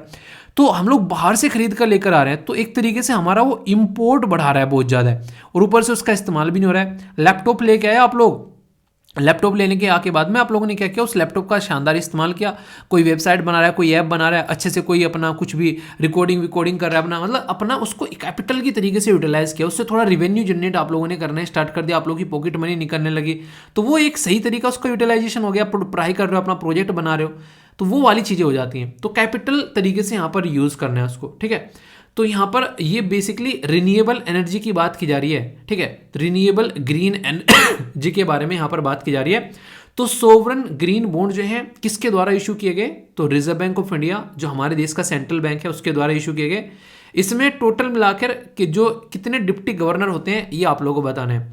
तो सोवरन ग्रीन बॉन्ड की जो वर्थ है वो लगभग 8,000 करोड़ के करीब आप लोगों को देखने को मिलेगी, और ये भी अनाउंस किए गए थे लास्ट ईयर के बजट के अंदर में। तो यानी कि ये अब यहाँ पर देखो होता क्या है, जैसे बजट आ गया चीज़ें चली गई, पर लेकिन वो पूरे साल तक इम्प्लीमेंटेशन होता रहता है, फिर नेक्स्ट ईयर का बजट आ जाता है, पर लेकिन कई बार चीज़ें जो है स्कीम जो है वो आप लोग की इसी तरीके से चलती हुई यहाँ पर नजर आ जाती हैं, ठीक है। तो ऐसा नहीं कि ये अब की बार की बजट में नहीं है, पिछली बार की बजट में थी तो क्या एग्जाम में नहीं पूछी जाएगी, क्यों नहीं पूछी जाएगी, अभी न्यूज़ में आ गया एग्जाम में क्वेश्चन तो कहोगे पिछले बजट का क्वेश्चन आ गए, ऐसा कुछ होता है तो इसलिए कहता हूँ कॉन्सेप्ट के पीछे भागो, ना कि चीज़ों के पीछे कि यार ये क्या हो रहा है कब आ रहा है, ठीक है। तो कॉन्सेप्ट क्लैरिटी रहेगी तो फिर कभी भी क्वेश्चन पूछ ले। मिनिस्ट्री ऑफ फाइनेंस के अंडर में यहाँ पर चीज़ें आप लोगों को देखने को मिलेगी, ठीक है। तो ये समझ सकते हैं, तो इशू किए गए थे यहाँ पर ये। इसी के साथ में जो ग्रीन बॉन्ड होते हैं वो फाइनेंशियल एक तरीके का इंस्ट्रूमेंट होता है जो कि कहीं ना कहीं एक इन्वेस्टमेंट की बात करता है, खासकर इन्वायरमेंट फ्रेंडली सस्टेनेबल या क्लाइमेट सुटेबल प्रोजेक्ट के लिए। मान लीजिए कोई इंसान जो है उसने बोला कि मैं ऐसा प्रोजेक्ट लगा रहा हूँ जो कि इन्वायरमेंट को बिल्कुल भी नुकसान नहीं पहुंचाएगा और इन्वायरमेंट को फायदे पहुंचाएगा, तो कोई भी वहाँ पर आकर इन्वेस्टमेंट कर देता है। तो गवर्नमेंट भी क्या करती है, कई बार टैक्स जो है काफ़ी कम लगाती है ताकि लोग जो है ज़्यादा से ज़्यादा उसके अंदर में इन्वेस्टमेंट करें। तो रिन्यूएबल एनर्जी, क्लीन ट्रांसपोर्टेशन, इसी के साथ में climate change adaptation, sustainable water और वेस्ट मैनेजमेंट, तो ये सारे कहीं ना कहीं इन्वायरमेंट फ्रेंडली ये मुद्दे हैं, तो इनके ऊपर यहाँ पर काम करने की कोशिश की जा रही है, ठीक है। तो यहाँ पर रिन्यूएबल एनर्जी मतलब नवीनीकरण एक तरीके से ऊर्जा आप लोग बोल सकते हैं। स्वच्छ जो है परिवहन बोल सकते हैं आप लोग इसको, इसी के साथ में जलवायु परिवर्तन और इसी के साथ में अनुकूलन। नेक्स्ट यहाँ पर सतत, बेसिकली जो सस्टेनेबल सतत विकास जिसे बोलते हैं, तो पानी सस्टेनेबल बनना चाहिए और वेस्ट को मैनेजमेंट यानी कि अपशिष्ट प्रबंधन, तो ये सारी चीज़ें आप लोगों को यहाँ पर देखने को मिलेगी। तो इसके लिए ये पैसा खर्चा जाएगा, ठीक है। तो माइंड में कोई भी डाउट नहीं होना चाहिए इसको लेकर। इकोनॉमी की न्यूज़ है यहाँ पर आप लोगों के सामने। 50,000 के करीब जो पीसेस हैं, बेसिकली बात की जा रही है गूगल के बारे में, ठीक है। तो इन्फॉर्मेशन के ब्लॉक कर दिए गए हैं गूगल के द्वारा, जो कि चाइना से रिलेटेड यहाँ पर वेरियस प्लेटफॉर्म पे चीज़ें देखने को मिलती थी लास्ट ईयर। तो यानी कि जैसे कि अलग अलग कंट्री क्या कर रही है फिलहाल के टाइम पर, कई सारे प्रतिबंध लगा रही है कि ताकि जो इन्फॉर्मेशन है वो उनके हिसाब से यहाँ पर टैकल की जा सके, ठीक है। हमारे देश से रिलेटेड भी कई सारी चीज़ें आप लोगों ने देखी। तो गूगल ने पिछले साल अलग अलग प्लेटफॉर्म से जो एक तरीके से तो चीन समर्थक जो खाते थे वहाँ पर, बेसिकली चाइना के सपोर्ट में ना एक तरीके से कई बार किसी, जैसे कि क्या होता है कोई पर्टिकुलर पर्सन जो है किसी के बारे में कुछ बोल दे तो दूसरी दुनिया भर के अकाउंट वहाँ पर आ जाते हैं, तो ये फेक अकाउंट रहते हैं, ठीक है। कई बार ऐसे बहुत सारे कमेंट आते हैं वीडियो के नीचे भी उल्टे सीधे, मतलब उल्टी सीधी बातें बोलेंगे ज़्यादातर, ठीक है। जैसे कि आप लोग कई सारे बच्चे क्या हैं अपने नाम के सामने IPS लगा देते हैं, ठीक है, या फिर IS लगा देते हैं, तो कई सारे आकर उसको चिढ़ाने लगते हैं। तो ये फालतू के कमेंट आप लोगों को देखने को मिलेंगे बिना सर पैर वाले। सामने वाले ने लगा रखा है उसने फील करने के लिए। अब फील करेगा तो इंसान के अंदर एनर्जी आएगी, वो पढ़ाई भी करेगा आगे चलकर। तो जो भी बनना है अगर उसको कोई फील कर रहा है तो उसमें गड़बड़ क्या है। तो ऐसी भी हरकतें देखने को मिलती है, ठीक है। सेंटर के द्वारा अभी यहाँ पर 16th फाइनेंस कमीशन को जो बेसिकली इंप्लीमेंट करने की बात की जा रही है। जो मैंने पर्सनली न्यूज़ पूछा था वो थे हमारे 15th फाइनेंस कमीशन के चेयरमैन, जिनका नाम था एन के सिंह। तो एन के सिंह जी जो है 15th फाइनेंस कमीशन के चेयरमैन थे। तो इनके द्वारा भी यहाँ पर बोली गई कि जो मेरा फाइनेंस कमीशन था, जो जिसका मैं चेयरमैन था, वो 6 साल तक चलने वाला है, ठीक है। पर लेकिन इसी साल के अंदर अंदर हम लोग को 16th फाइनेंस कमीशन के ऊपर भी काम करना स्टार्ट कर देना चाहिए। फाइनेंस कमीशन जो है वो एक कॉन्स्टिट्यूशनल यानी कि संवैधानिक बॉडी है और आर्टिकल 280 के तहत आप लोगों को यहाँ पर देखने को मिलती है। अब की बार का फाइनेंस कमीशन जो है वो बेसिकली खत्म तो होना था 25 में, पर लेकिन वो बेसिकली मतलब 25 से पहले ही खत्म होना था लगभग 25 तक, पर लेकिन अभी यहाँ पर 26 तक उसको लगभग एक्सटेंड यहाँ पर किया गया, ठीक है। तो यहाँ पर अभी नेक्स्ट फाइनेंस कमीशन का गठन किया जाएगा, वो फिर पैसे को कैसे डिवीजन करना है उसके बारे में बात करेगा। तो चीज़ें इस तरीके से चलने वाली है। पहली बार मतलब इससे पहले जो 6 साल का फाइनेंस कमीशन था वो था 9th फाइनेंस कमीशन। अभी यहाँ पर 15th फाइनेंस कमीशन भी आप लोगों को 6 साल का देखने को मिला। तो कुछ कुछ फाइनेंस कमीशन आप लोगों को कंडीशन की वजह से इस तरीके से देखने को मिल जाते हैं, पर नॉर्मली जो रहता है नॉर्मली 5 साल का टाइम ड्यूरेशन रहता है फाइनेंस कमीशन का। तो ये आप लोग समझ सकते हैं, ठीक है। तो बेसिक इन्फॉर्मेशन है। बाकी कौन कौन यहाँ पर पर्सन थे, तो चेयरमैन थे यहाँ पर एन के सिंह जी, इसी के साथ में यहाँ पर जो अरविंद मेहता थे वो सेक्रेटरी, बाकी यहाँ पर शक्तिकांत दास, अनूप सिंह, ये रमेश चंद, इसी के साथ में अशोक लहरी, ये सारे मेंबर थे यहाँ पर। तो ये टोटल मिलाकर 6 मेंबर की बॉडी आप लोगों के सामने है, ठीक है। तो कन्फ्यूजन नहीं होना चाहिए, तो कोई क्वेश्चन बन जाए तो पता होना चाहिए। नेक्स्ट यहाँ पर बात की जा रही है एनएससी के बारे में, यानी कि नेशनल स्टॉक एक्सचेंज जो है वो चल गया वर्ल्ड में 4th ईयर लगातार जो है सबसे बड़ा डेरिवेटिव बोनस, जो एक तरीके से यहाँ पर बोल सकते हैं एक तरीके से मोटे मोटे तौर पर कि दुनिया में सबसे बड़ा जमघाट बना रहा है यहाँ पर जो इन्वेस्टमेंट का, ऐसा आप लोग बोल सकते हैं। 4थी बार लगातार एनएससी इंडिया का है, नेशनल स्टॉक एक्सचेंज, ठीक है। हाई स्ट्रीट रेंटल जो है टॉप 8 सिटीज़ में वो 50% तक बढ़ गए। ये तो सबको पता है, बच्चों खासकर जो बाहर रह रहे हैं कि रेंट जो है कितना ज़्यादा बढ़ा दिया गया है। तो ये ऐसा नहीं पर्टिकुलर एरिया में, सब जगह ये कंडीशन देखने को मिल रही है कि नहीं, आप लोग खुद बताइए। गूगल रिसर्चर के द्वारा क्रिएट किया गया आर्टिफिशियल इंटेलिजेंस, ये काफ़ी अच्छी अच्छी टेक्नोलॉजी आ रही है आजकल कि यहाँ पर अगर कुछ टेक्स्ट लिखे जाएंगे तो उसको 1 मिनट तक का म्यूजिकल पीस उसका बना के प्रोवाइड करा सकता है। यानी कि आप लोगों को आज की डेट में एक यानी कहते हैं कि एक तरीके से गायक बना देंगे आज की डेट में आर्टिफिशियल इंटेलिजेंस आने वाले टाइम में ये आप लोग बोल सकते हैं, ठीक है। तो एक संगीत का एक टुकड़ा आप लोगों को मिलेगा। रशियन फॉरेन मिनिस्टर जो है जिनका नाम है सेर्गी लावरोव, तो वो एक पार्टिसिपेट करेंगे मीटिंग G20 के अंदर में, फॉरेन मिनिस्टर न्यू दिल्ली में मार्च के महीने में। तो ये बड़ी बात है, यहाँ पर रशिया और यूक्रेन की लड़ाई के चलते किसी ऐसी मीटिंग में पार्टिसिपेशन तो बहुत बड़ी बात है। पाकिस्तान के अंदर बहुत बुरी कंडीशन चल रही है बहुत सारी चीज़ों को लेकर, कोई खाने की दिक्कत, कहीं गैस की दिक्कत, कहीं बिजली की दिक्कत। अभी सरकार के पास में पैसा नहीं है तो वो जनता से पैसे मांग रही है। डीजल और पेट्रोल के प्राइस जो है 35 रुपये और बढ़ा दिए यहाँ पर, मतलब वैसे ही लोगों के पास में पैसे नहीं है, वो रो रहे हैं और ये और पैसे बढ़ा रहे हैं। समझ रहे हैं आप लोग, यहाँ पर अलग ही लेवल की चीज़ें चल रही हैं। इंडिया के द्वारा अंडर जो यहाँ पर 19 का जो आईसीसी है जो एक टाइटल वुमेन कप जो यहाँ पर जीता गया, तो याद रखिएगा। तो ये काफ़ी इंपॉर्टेंट आप लोगों से क्वेश्चन बन सकता है। मैंने स्टार्टिंग में अंडर 20 बोला था ना सर अंडर 90 है, ठीक है। तो याद रखिएगा किसको हराया ये आप लोगों को बताना है, मैंने डिस्कस किया था। बाकी देश के अंदर में हॉकी वर्ल्ड कप के बारे में आप लोगों को बताइए, तो हमारे देश के अंदर में तो जर्मनी ने जो है बेल्जियम को बेसिकली यहाँ पर टिका दिया, ठीक है। स्पोर्ट्स फॉर ऑल, तो ये एक तरीके से शॉर्ट फॉर्म में बोलते हैं SFA, एक multi sport tech driven platform है जिसके द्वारा 5 ईयर स्पॉन्सरशिप डील जो है वो मिलकर साइन की गई स्पोर्ट अथॉरिटी ऑफ इंडिया के साथ में खेलो इंडिया यूथ गेम के लिए। तो ये काफ़ी इंपॉर्टेंट एक डायरेक्ट क्वेश्चन आप लोगों के लिए यहाँ पर बन सकता है, ठीक है। क्वेश्चन के बारे में बात करते हैं। पहला क्वेश्चन आप लोगों के सामने, स्काई वॉक क्या है ये आप लोगों को बताना है। इसके बारे में क्वेश्चन आप लोगों से पूछा जा सकता है कि बताओ स्काई वॉक क्या है, तो पूछा जाए, और ये आप लोगों को मैंने पढ़ाया भी था, ठीक है। तो यहाँ पर ये एक ड्रोन है, फाइटर एयरक्राफ्ट है, सैटेलाइट है, या फिर क्या है आप लोगों को ये बताना है। यहाँ पर बात की जा रही है कि नेशनल यूथ फेस्टिवल जो है वो किसके द्वारा ऑर्गेनाइज कराया जा रहा है, ठीक है। कराया गया था बिहार, तमिलनाडु, उत्तर प्रदेश या फिर यहाँ पर कर्नाटका। सही आंसर क्या है ये आप लोगों को बताना है। जनवरी के महीने में यहाँ पर ये देखने को मिला था। ठीक है, बात की जा रही है यहाँ पर बेसिकली एक पर्टिकुलर एरिया के बारे में, जो एक पर्टिकुलर बेसिकली जनजाति के बारे में, जो कि एक ट्राइबल कम्युनिटी है जिसका नाम है यहाँ पर सोमपेन। ठीक है, तो ये कहाँ पर पाई जाती है? नीलगिरी, निकोबार, इसी के बाद में स्पीति वैली या फिर लक्षद्वीप। तो आप लोगों के हिसाब से सही आंसर क्या है ये आप लोगों को बताना है। देखता हूँ कौन सही आंसर देता है। एक हिस्ट्री का भी क्वेश्चन, एक सेकेंड यहाँ पर, अच्छा हिस्ट्री का भी क्वेश्चन था, एक सेकेंड ऊपर, पहले हिस्ट्री क्वेश्चन है। बात की जा रही है यहाँ पर मोस्ट इंपोर्टेंट रूलर जो कि गुर्जर परिहार वंश। ठीक है, तो मेन इंस्क्रिप्शन जो है वो रिसीव की गई ग्वालियर से, ये आप लोगों को बताना है।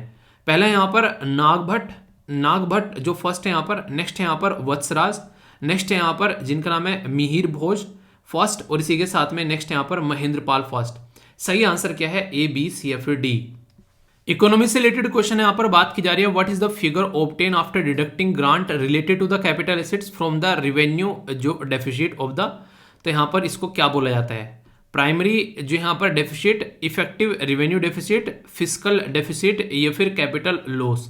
तो सही आंसर क्या है ये आप लोगों को बताना है। ठीक है, तो आंसर दो, देखता हूँ कौन कौन से आंसर देता है। बाकी सी सेट का क्वेश्चन है, वीडियो को पॉज करके बताना, बड़ा ही एक सिंपल सा क्वेश्चन है आप लोगों के सामने।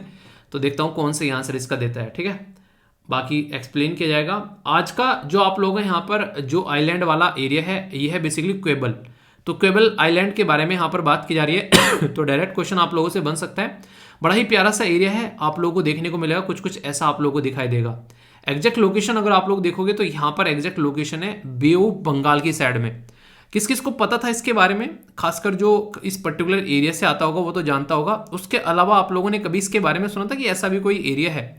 किस किसी ने रिलेटिव में सुना था ये बताना। ठीक है, तो यहाँ पर इसी के पास में आप लोग जाओगे तो यहाँ पर अदियार रिवर भी आप लोगों को दिखाई देगी, और इसी के साथ में ये सिचुएटेड है। बेसिकली बात की जा रही है यहाँ पर मैलापोर और अदियार, और यहाँ पर इसके पास में आप लोगों को जो थोड़ा सा आगे जाएंगे तो बात की जाती है यहाँ पर जो ये पर्टिकुलर जो पड़ता है यहाँ पर सदर्न स्ट्रेच ऑफ मैरीन बीच। ठीक है, जो कि तमिलनाडु में देखने को मिलता है। खासकर जब जल्लीकट्टू के बारे में बात की जाए तो वहाँ पर काफ़ी बड़ा प्रोटेस्ट भी हुआ था। ठीक है, यहाँ पर आप लोगों को इसके आसपास वाले रीजन में, खासकर जो मेरीना जो बीच है इसके आसपास वाले रीजन में आप लोगों को यहाँ पर काफ़ी फेमस पर्सनैलिटी जो कि जिनकी यहाँ पर एक तरीके से ग्रेव यानी कि चिता भी है यहाँ पर। ठीक है, तो कई बार ऐसे क्वेश्चन भी आप लोगों से पूछे आते हैं। तो जेपी चंद्रबाबू, तो उनका नाम भी आप लोग यहाँ पर याद रख सकते हैं कि ये कुछ बेसिक इन्फॉर्मेशन है। ठीक है, तो यहाँ पर ये सारी इन्फॉर्मेशन दे भी रखी है, तो कंफ्यूजन इसके रिलेटेड आप लोगों को नहीं होना चाहिए। और मैप बेस्ड लोकेशन तो देखो यार, थोड़ा सा अपने देश के बारे में जितना पता उतना ही कम है, तो हल्का सा आइडिया जरूर रखा करो। ओके, आज के शब्द आप लोगों के सामने यहाँ पर इंपॉर्टेंट है, डायरेक्ट आप लोगों को कहीं ना कहीं देखने को मिल जाते हैं, तो इनके बारे में पता होना चाहिए, तो अंग्रेज बन जाओगे अगर इनको पढ़ोगे तो। पहला यहाँ पर परफेक्टरी, मतलब एक तरीके से लापरवाह, बेपरवाह। ठीक है असावधान बेसिकली आप लोग यहाँ पर बोल सकते हैं। ठीक है, एग्जिजरेट करके चीज़ों को बताना, सुना है कई बार कि यार बढ़ा चढ़ा के बोलता है, बिल्कुल ऐसे लगता है कि मतलब गया कहीं घूमने आसपास में, बोला भाई साहब क्या शानदार जगह थी, मज़ा आ गया घूमने में, देखा तो क्या इतनी गंदी जगह घूम के आ रहा है, मतलब दूसरों को भी चाहता है कि मैं घूम के आऊँ तो ये भी घूमने जाए वहाँ पर, इनका भी टाइम बर्बाद हो। ऐसे से भी कई सारे आप लोगों को दोस्त नज़र आ जाते हैं, कई बार बदतमीज टाइप के। क्या मन करता है फिर मन करता है गाली गलौज करने का, तो इसको बोलते हैं स्क्रूएलिटी। ठीक है, तो यानी कि जब ऐसी हरकतें कर देगा तो ये काम करेंगे ना फिर, और फिर वो क्या करेगा, वो करेगा एनिमेट वर्जन। तो एनिमेट वर्जन मतलब निंदा करेगा कि यार मेरे साथ में ऐसा कर दिया। ठीक है, और फिर यहाँ पर क्या होगा, उसका काफ़ी प्रतिकूल प्रभाव पड़ेगा, तो डिस्कॉर्डेंट। ठीक है तो कहानी बन गई आप लोगों की वोकेबलरी की, है कि नहीं? तो यहाँ पर एक तरीके से प्रतिकूल, एक यहाँ पर बेसिकली बोला जा रहा है एक तरीके से, एक तरीके से डिसएग्री होना कि हाँ भाई साहब ऐसा नहीं था वैसा था, अरे नहीं मैंने तो बताया था अच्छी जगह घूमने की, घूम के जरूर आना तो ये बातें हैं। ठीक है, बाकी शानदार आंसर दिए गए यहाँ पर हरगुन के द्वारा। और देखो यार सबसे बड़ी बात यहाँ पर ये होती है कि आप लोग अपने आप को एनालिसिस भी कर रहे हो। ठीक है, तो ये काफ़ी बड़ी बात है। अपनों कौन सी चीज़ ऐसी है जो आप लोगों ने डिसाइड की थी पर आप लोग नहीं कर रहे हो, तो ये आप लोग खुद अगर फील कर रहे हो ना, तो आप लोग रियलिटी में अपनी लाइफ में इंप्रूवमेंट आप लोगों को देखने को मिलेगा। और अगर फील ही नहीं कर रहे हो तो यार फिर तो मतलब ने भगवान धरती पर आ जाए और बोले कि ये कर लो तो ना करेंगे भैया, तो वाली चीज़ें हैं। बाकी काफ़ी डिटेल में आंसर इनके द्वारा दिए जाते हैं, अक्सर आप लोगों ने देखा होगा काफ़ी सारी चीज़ें एक्सप्लेन की जाती है। तो कई सारे ऐसे एसएलवी फैमिली मेंबर हैं जो बहुत ही अच्छे से आंसर देते हैं। पढ़ा करो, ज्ञान का सागर है एसएलवी फैमिली मेंबर, अगर देखो तो पढ़ो तो सही टाइम निकाल के, एक दूसरे के जो क्वेश्चन पूछता है रिप्लाई करो, कुछ इंगेजमेंट बढ़ाओ, तो अच्छे से चीज़ों का यार माहौल बनाओ, अच्छे से आप लोगों का ही फायदा होगा। बहुत सारे बच्चे ऑलरेडी पार्टिसिपेट कर रहे हैं, ठीक है। तो अच्छे से अपना चीज़ों को देखो। बाकी मेरे साथ में आप लोग कनेक्ट रह सकते हैं, ये सारे सोशल मीडिया हैंडल हैं। इसी के साथ में अगर पर्सनल कोई बात करनी है तो यहाँ पर या फिर यहाँ पर आप लोग भेज सकते हो, अगर पब्लिकली आप लोग कोई दिक्कत है नहीं बात बता पा रहे हो, ठीक है। बाकी जो भी आप लोगों का डेली शेड्यूल होता है या फिर ऐसी चीज़ होती है वो मत भेजा करो यार। जो काम के 2-4 मैसेज में देख पाता हूँ वो भी आप लोग उनको दबा देते हो। ये आप लोगों के लिए, इनको अपने पास में ही आप लोगों को रखना है। रिक्वेस्ट है आप लोगों से, आप लोग भरते रहिए, अपने लिए भरिए बिल्कुल। अब कोशिश कीजिए कि दोनों साइड में उसको छपवा लीजिए ताकि एक ही पेज में काम निपट जाए, ठीक है, 2 दिन का कम से कम। तो ये कुछ बातें हैं, तो आप लोग आई होप कि इसको एंजॉय करोगे। बाकी किस किस ने यहाँ पर एसएलवी प्लानर अपने हाथ में बेसिकली लिए हुए हैं, मतलब किसने उसकी प्रिंट आउट निकाल रखे हैं बताना। और इसी के साथ में अपना ध्यान रखो और बजट के लिए तैयार रहना कमर कसकर। किस किस ने इकोनॉमिक सर्वे वाली वीडियो देखी है, नहीं देखी है तो उसको जरूर देखना। बाकी बजट के लिए तैयार रहना, जैसे ही आएगा पीपीटी बनाकर सारी चीज़ें करके लेके आऊँगा और फिर कल से आप लोगों की जो बची हुई मंथली वीडियो वगैरह है वो कंप्लीट करा दी जाएगी, ठीक है। टेंशन मत लेना, टेंशन को पेंशन दे दो, बस एंजॉय करते रहो अच्छे से। और कोई भी डाउट हो तो पूछ लिया करो, ओके। तो नेक्स्ट वीडियो मिलता हूँ, तब तक अपना ध्यान रखिए। बड़ों को नमस्ते, छोटों को प्यार, छोटी सी लाइफ है एंजॉय कर यार। मिलता हूँ नेक्स्ट लेक्चर में, तब तक के लिए जय हिंद। और मौज लो, रोज लो, ना मिले तो खोज लो भाई साहब, ठीक है, पर खुश रहो, ठीक है। नेक्स्ट यहाँ पर बात की जा रही है एनएससी के बारे में, यानी कि नेशनल स्टॉक एक्सचेंज जो है वो चल गया वर्ल्ड में 4th ईयर लगातार जो है सबसे बड़ा डेरिवेटिव बोनस, जो एक तरीके से यहाँ पर बोल सकते हैं, एक तरीके से मोटे मोटे तौर पर कि दुनिया में सबसे बड़ा जमघाट बना रहा है यहाँ पर जो इन्वेस्टमेंट का, ऐसा आप लोग बोल सकते हैं। 4थी बार लगातार एनएससी इंडिया का है, नेशनल स्टॉक एक्सचेंज, ठीक है। हाई स्ट्रीट रेंटल जो है टॉप 8 सिटीज़ में वो 50% तक बढ़ गए। ये तो सबको पता है, बच्चों खासकर जो बाहर रह रहे हैं, कि रेंट जो है कितना ज़्यादा बढ़ा दिया गया है। तो ये ऐसा नहीं पर्टिकुलर एरिया में, सब जगह ये कंडीशन देखने को मिल रही है कि नहीं, आप लोग खुद बताइए। गूगल रिसर्चर के द्वारा क्रिएट किया गया आर्टिफिशियल इंटेलिजेंस, ये काफ़ी अच्छी टेक्नोलॉजी आ रही है आजकल, कि यहाँ पर अगर कुछ टेक्स्ट लिखे जाएंगे तो उसको 1 मिनट तक का म्यूजिकल पीस उसका बना के प्रोवाइड करा सकता है। यानी कि आप लोगों को आज की डेट में एक, यानी कहते हैं कि एक तरीके से गायक बना देंगे आज की डेट में आर्टिफिशियल इंटेलिजेंस आने वाले टाइम में ये आप लोग बोल सकते हैं, ठीक है। तो एक संगीत का एक टुकड़ा आप लोगों को मिलेगा। रशियन फॉरेन मिनिस्टर जो है जिनका नाम है सेर्गी लावरोव, तो वो एक पार्टिसिपेट करेंगे मीटिंग G20 के अंदर में, फॉरेन मिनिस्टर न्यू दिल्ली में मार्च के महीने में।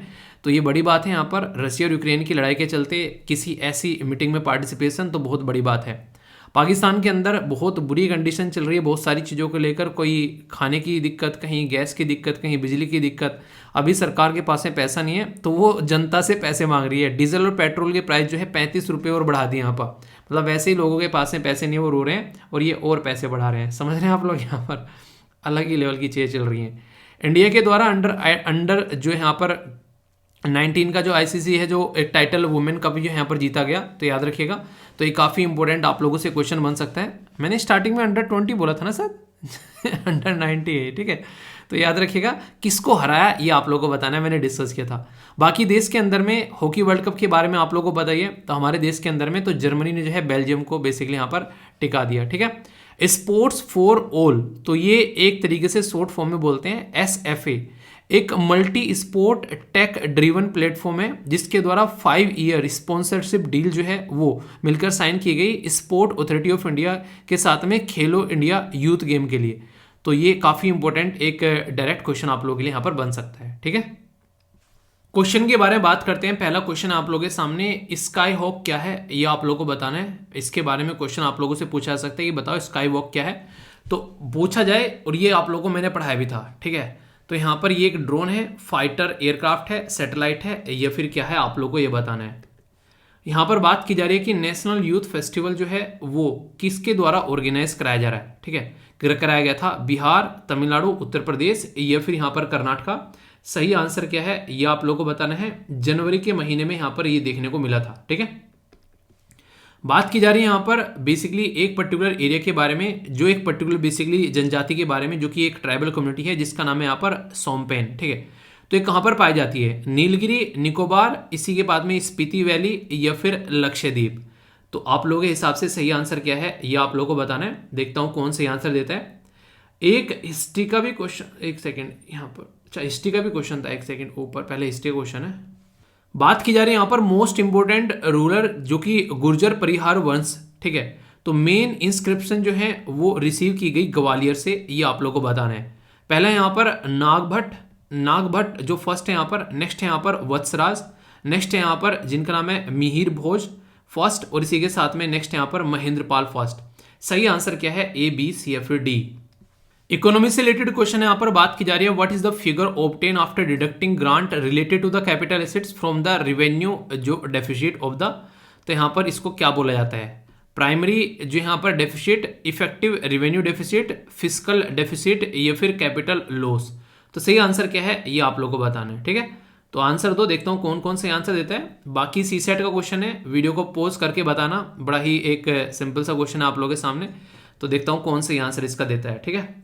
बाकी एक्सप्लेन किया जाएगा। आज का जो आप लोग हैं यहाँ पर जो आइलैंड वाला एरिया है ये है बेसिकली क्वेबल। तो क्वेबल आइलैंड के बारे में यहाँ पर बात की जा रही है। तो डायरेक्ट क्वेश्चन आप लोगों से बन सकता है। बड़ा ही प्यारा सा एरिया है, आप लोगों को देखने को मिलेगा, कुछ कुछ ऐसा आप लोगों को दिखाई देगा। एग्जैक्ट लोकेशन अगर आप लोग देखोगे तो यहाँ पर एग्जैक्ट लोकेशन है बे ऑफ बंगाल की साइड में। किस किस को पता था इसके बारे में, खासकर जो इस पर्टिकुलर एरिया से आता होगा वो तो जानता होगा। उसके अलावा आप लोगों ने कभी इसके बारे में सुना था कि ऐसा भी कोई एरिया है? किस किसी ने रिलेटिव में सुना था ये बताना, ठीक है।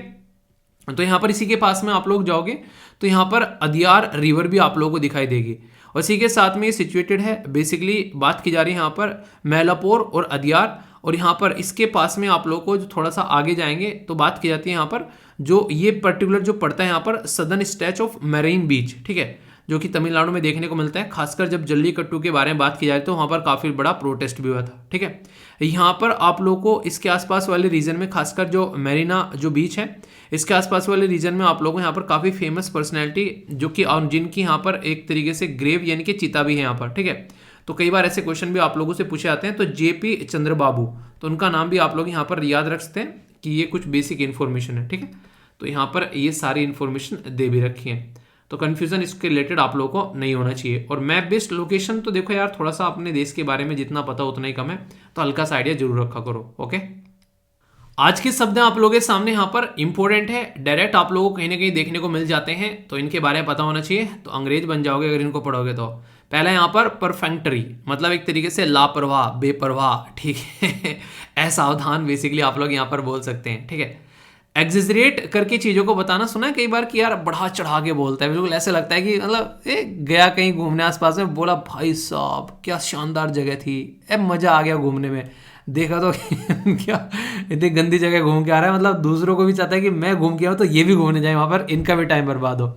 ऐसे से भी कई सारे आप लोगों को दोस्त नज़र आ जाते हैं, कई बार बदतमीज टाइप के। क्या मन करता है फिर मन करता है गाली गलौज करने का, तो इसको बोलते हैं स्क्रूएलिटी, ठीक है। तो यानी कि जब ऐसी हरकतें कर देगा तो यही काम करेंगे ना फिर, और फिर वो क्या करेगा, वो करेगा एनिमेट वर्जन। तो एनिमेट वर्जन मतलब निंदा करेगा कि यार मेरे साथ में ऐसा कर दिया, ठीक है। और फिर यहाँ पर क्या होगा, उसका काफ़ी प्रतिकूल प्रभाव पड़ेगा, तो डिस्कॉर्डेंट, ठीक है। तो कहानी बन गई आप लोगों की वोकेबलरी की, है कि नहीं। तो यहाँ पर एक तरीके से प्रतिकूल, एक यहाँ पर बेसिकली बोला जा रहा है एक तरीके से, एक तरीके से डिसएग्री होना कि हाँ भाई साहब ऐसा नहीं था वैसा था, अरे नहीं मैंने तो बताया था यार अच्छी जगह घूमने की, घूम के जरूर आना। तो ये बातें हैं, ठीक है। बाकी शानदार आंसर दिए गए यहाँ पर हरगुन के द्वारा। और देखो यार सबसे बड़ी बात यहाँ पर ये होती है कि आप लोग अपने आप को एनालिसिस भी कर रहे हो, ठीक है। तो ये काफ़ी बड़ी बात है, अपनों कौन सी चीज़ ऐसी है जो आप लोगों ने डिसाइड की थी पर आप लोग नहीं कर रहे हो, तो ये आप लोग खुद अगर फील कर रहे हो ना, तो आप लोग रियलिटी में अपनी लाइफ में इंप्रूवमेंट आप लोगों को देखने को मिलेगा। और अगर फील ही नहीं कर रहे हो तो यार फिर तो मतलब ने भगवान धरती पर आ जाए और बोले कि ये कर लो तो ना करेंगे भैया, तो वाली चीज़ें हैं। बाकी काफ़ी डिटेल में आंसर इनके द्वारा दिए जाते हैं, अक्सर आप लोगों ने देखा होगा, काफ़ी सारी चीज़ें एक्सप्लेन की जाती है। तो कई सारे ऐसे एसएलवी फैमिली मेंबर हैं जो बहुत ही अच्छे से आंसर देते हैं। पढ़ा करो, ज्ञान का सागर है एसएलवी फैमिली मेंबर, अगर देखो तो पढ़ो तो सही टाइम निकाल के, एक दूसरे के जो क्वेश्चन पूछता है रिप्लाई करो, कुछ इंगेजमेंट बढ़ाओ, तो अच्छे से चीज़ों का यार माहौल बनाओ, अच्छे से आप लोगों का ही फायदा होगा। बहुत सारे बच्चे ऑलरेडी पार्टिसिपेट कर रहे हैं, ठीक है। तो अच्छे से अपना चीज़ों को देखो। बाकी मेरे साथ में आप लोग कनेक्ट रह सकते हैं, ये सारे सोशल मीडिया हैंडल हैं। इसी के साथ में अगर पर्सनल कोई बात करनी है तो यहाँ पर या फिर यहाँ पर आप लोग भेज सकते हो, अगर पब्लिकली आप लोग कोई दिक्कत है नहीं बात बता पा रहे हो, ठीक है। बाकी जो भी आप लोग का डेली शेड्यूल होता है या फिर ऐसी चीज़ होती है वो मत भेजा करो यार। जो काम के 2-4 मैसेज में देख पाता हूँ वो भी आप लोग उनको दबा देते हो, ये आप लोगों के लिए, इनको अपने पास में ही आप लोगों को रखना है। रिक्वेस्ट है आप लोगों से, आप लोग भरते रहिए, अपने लिए भरिए बिल्कुल। अब कोशिश कीजिए कि दोनों साइड में उसको छपवा लीजिए ताकि एक ही पेज में काम निपट जाए, ठीक है, 2 दिन का कम से कम। तो ये कुछ बातें हैं, तो आप लोग आई होप कि इसको एंजॉय करोगे। बाकी किस किस ने यहाँ पर एसएलवी प्लानर अपने हाथ में बेसिकली लिए हुए हैं, मतलब किसने उसकी प्रिंट आउट निकाल रखे हैं बताना। और इसी के साथ में अपना ध्यान रखो और बजट के लिए तैयार रहना कमर कसकर। किस किस ने इकोनॉमिक सर्वे वाली वीडियो देखी है, नहीं देखी है तो उसको जरूर देखना। बाकी बजट के लिए तैयार रहना, जैसे ही आएगा पीपीटी बनाकर सारी चीज़ें करके लेके आऊँगा और फिर कल से आप लोगों की जो बची हुई मंथली वीडियो वगैरह है वो कंप्लीट करा दी जाएगी। ठीक है, टेंशन मत लेना, टेंशन को पेंशन दे दो, बस एंजॉय करते रहो अच्छे से। और कोई भी डाउट हो तो पूछ लिया करो। ओके, तो नेक्स्ट वीडियो में मिलता हूँ, तब तक अपना ध्यान रखिए। बड़ों को नमस्ते, छोटों को प्यार, छोटी सी लाइफ है एंजॉय कर यार। मिलता हूँ नेक्स्ट लेक्चर में, तब तक के लिए जय हिंद। और मौज लो, रोज लो, ना मिले तो खोज लो भाई साहब। ठीक है, पर खुश रहो। ठीक है।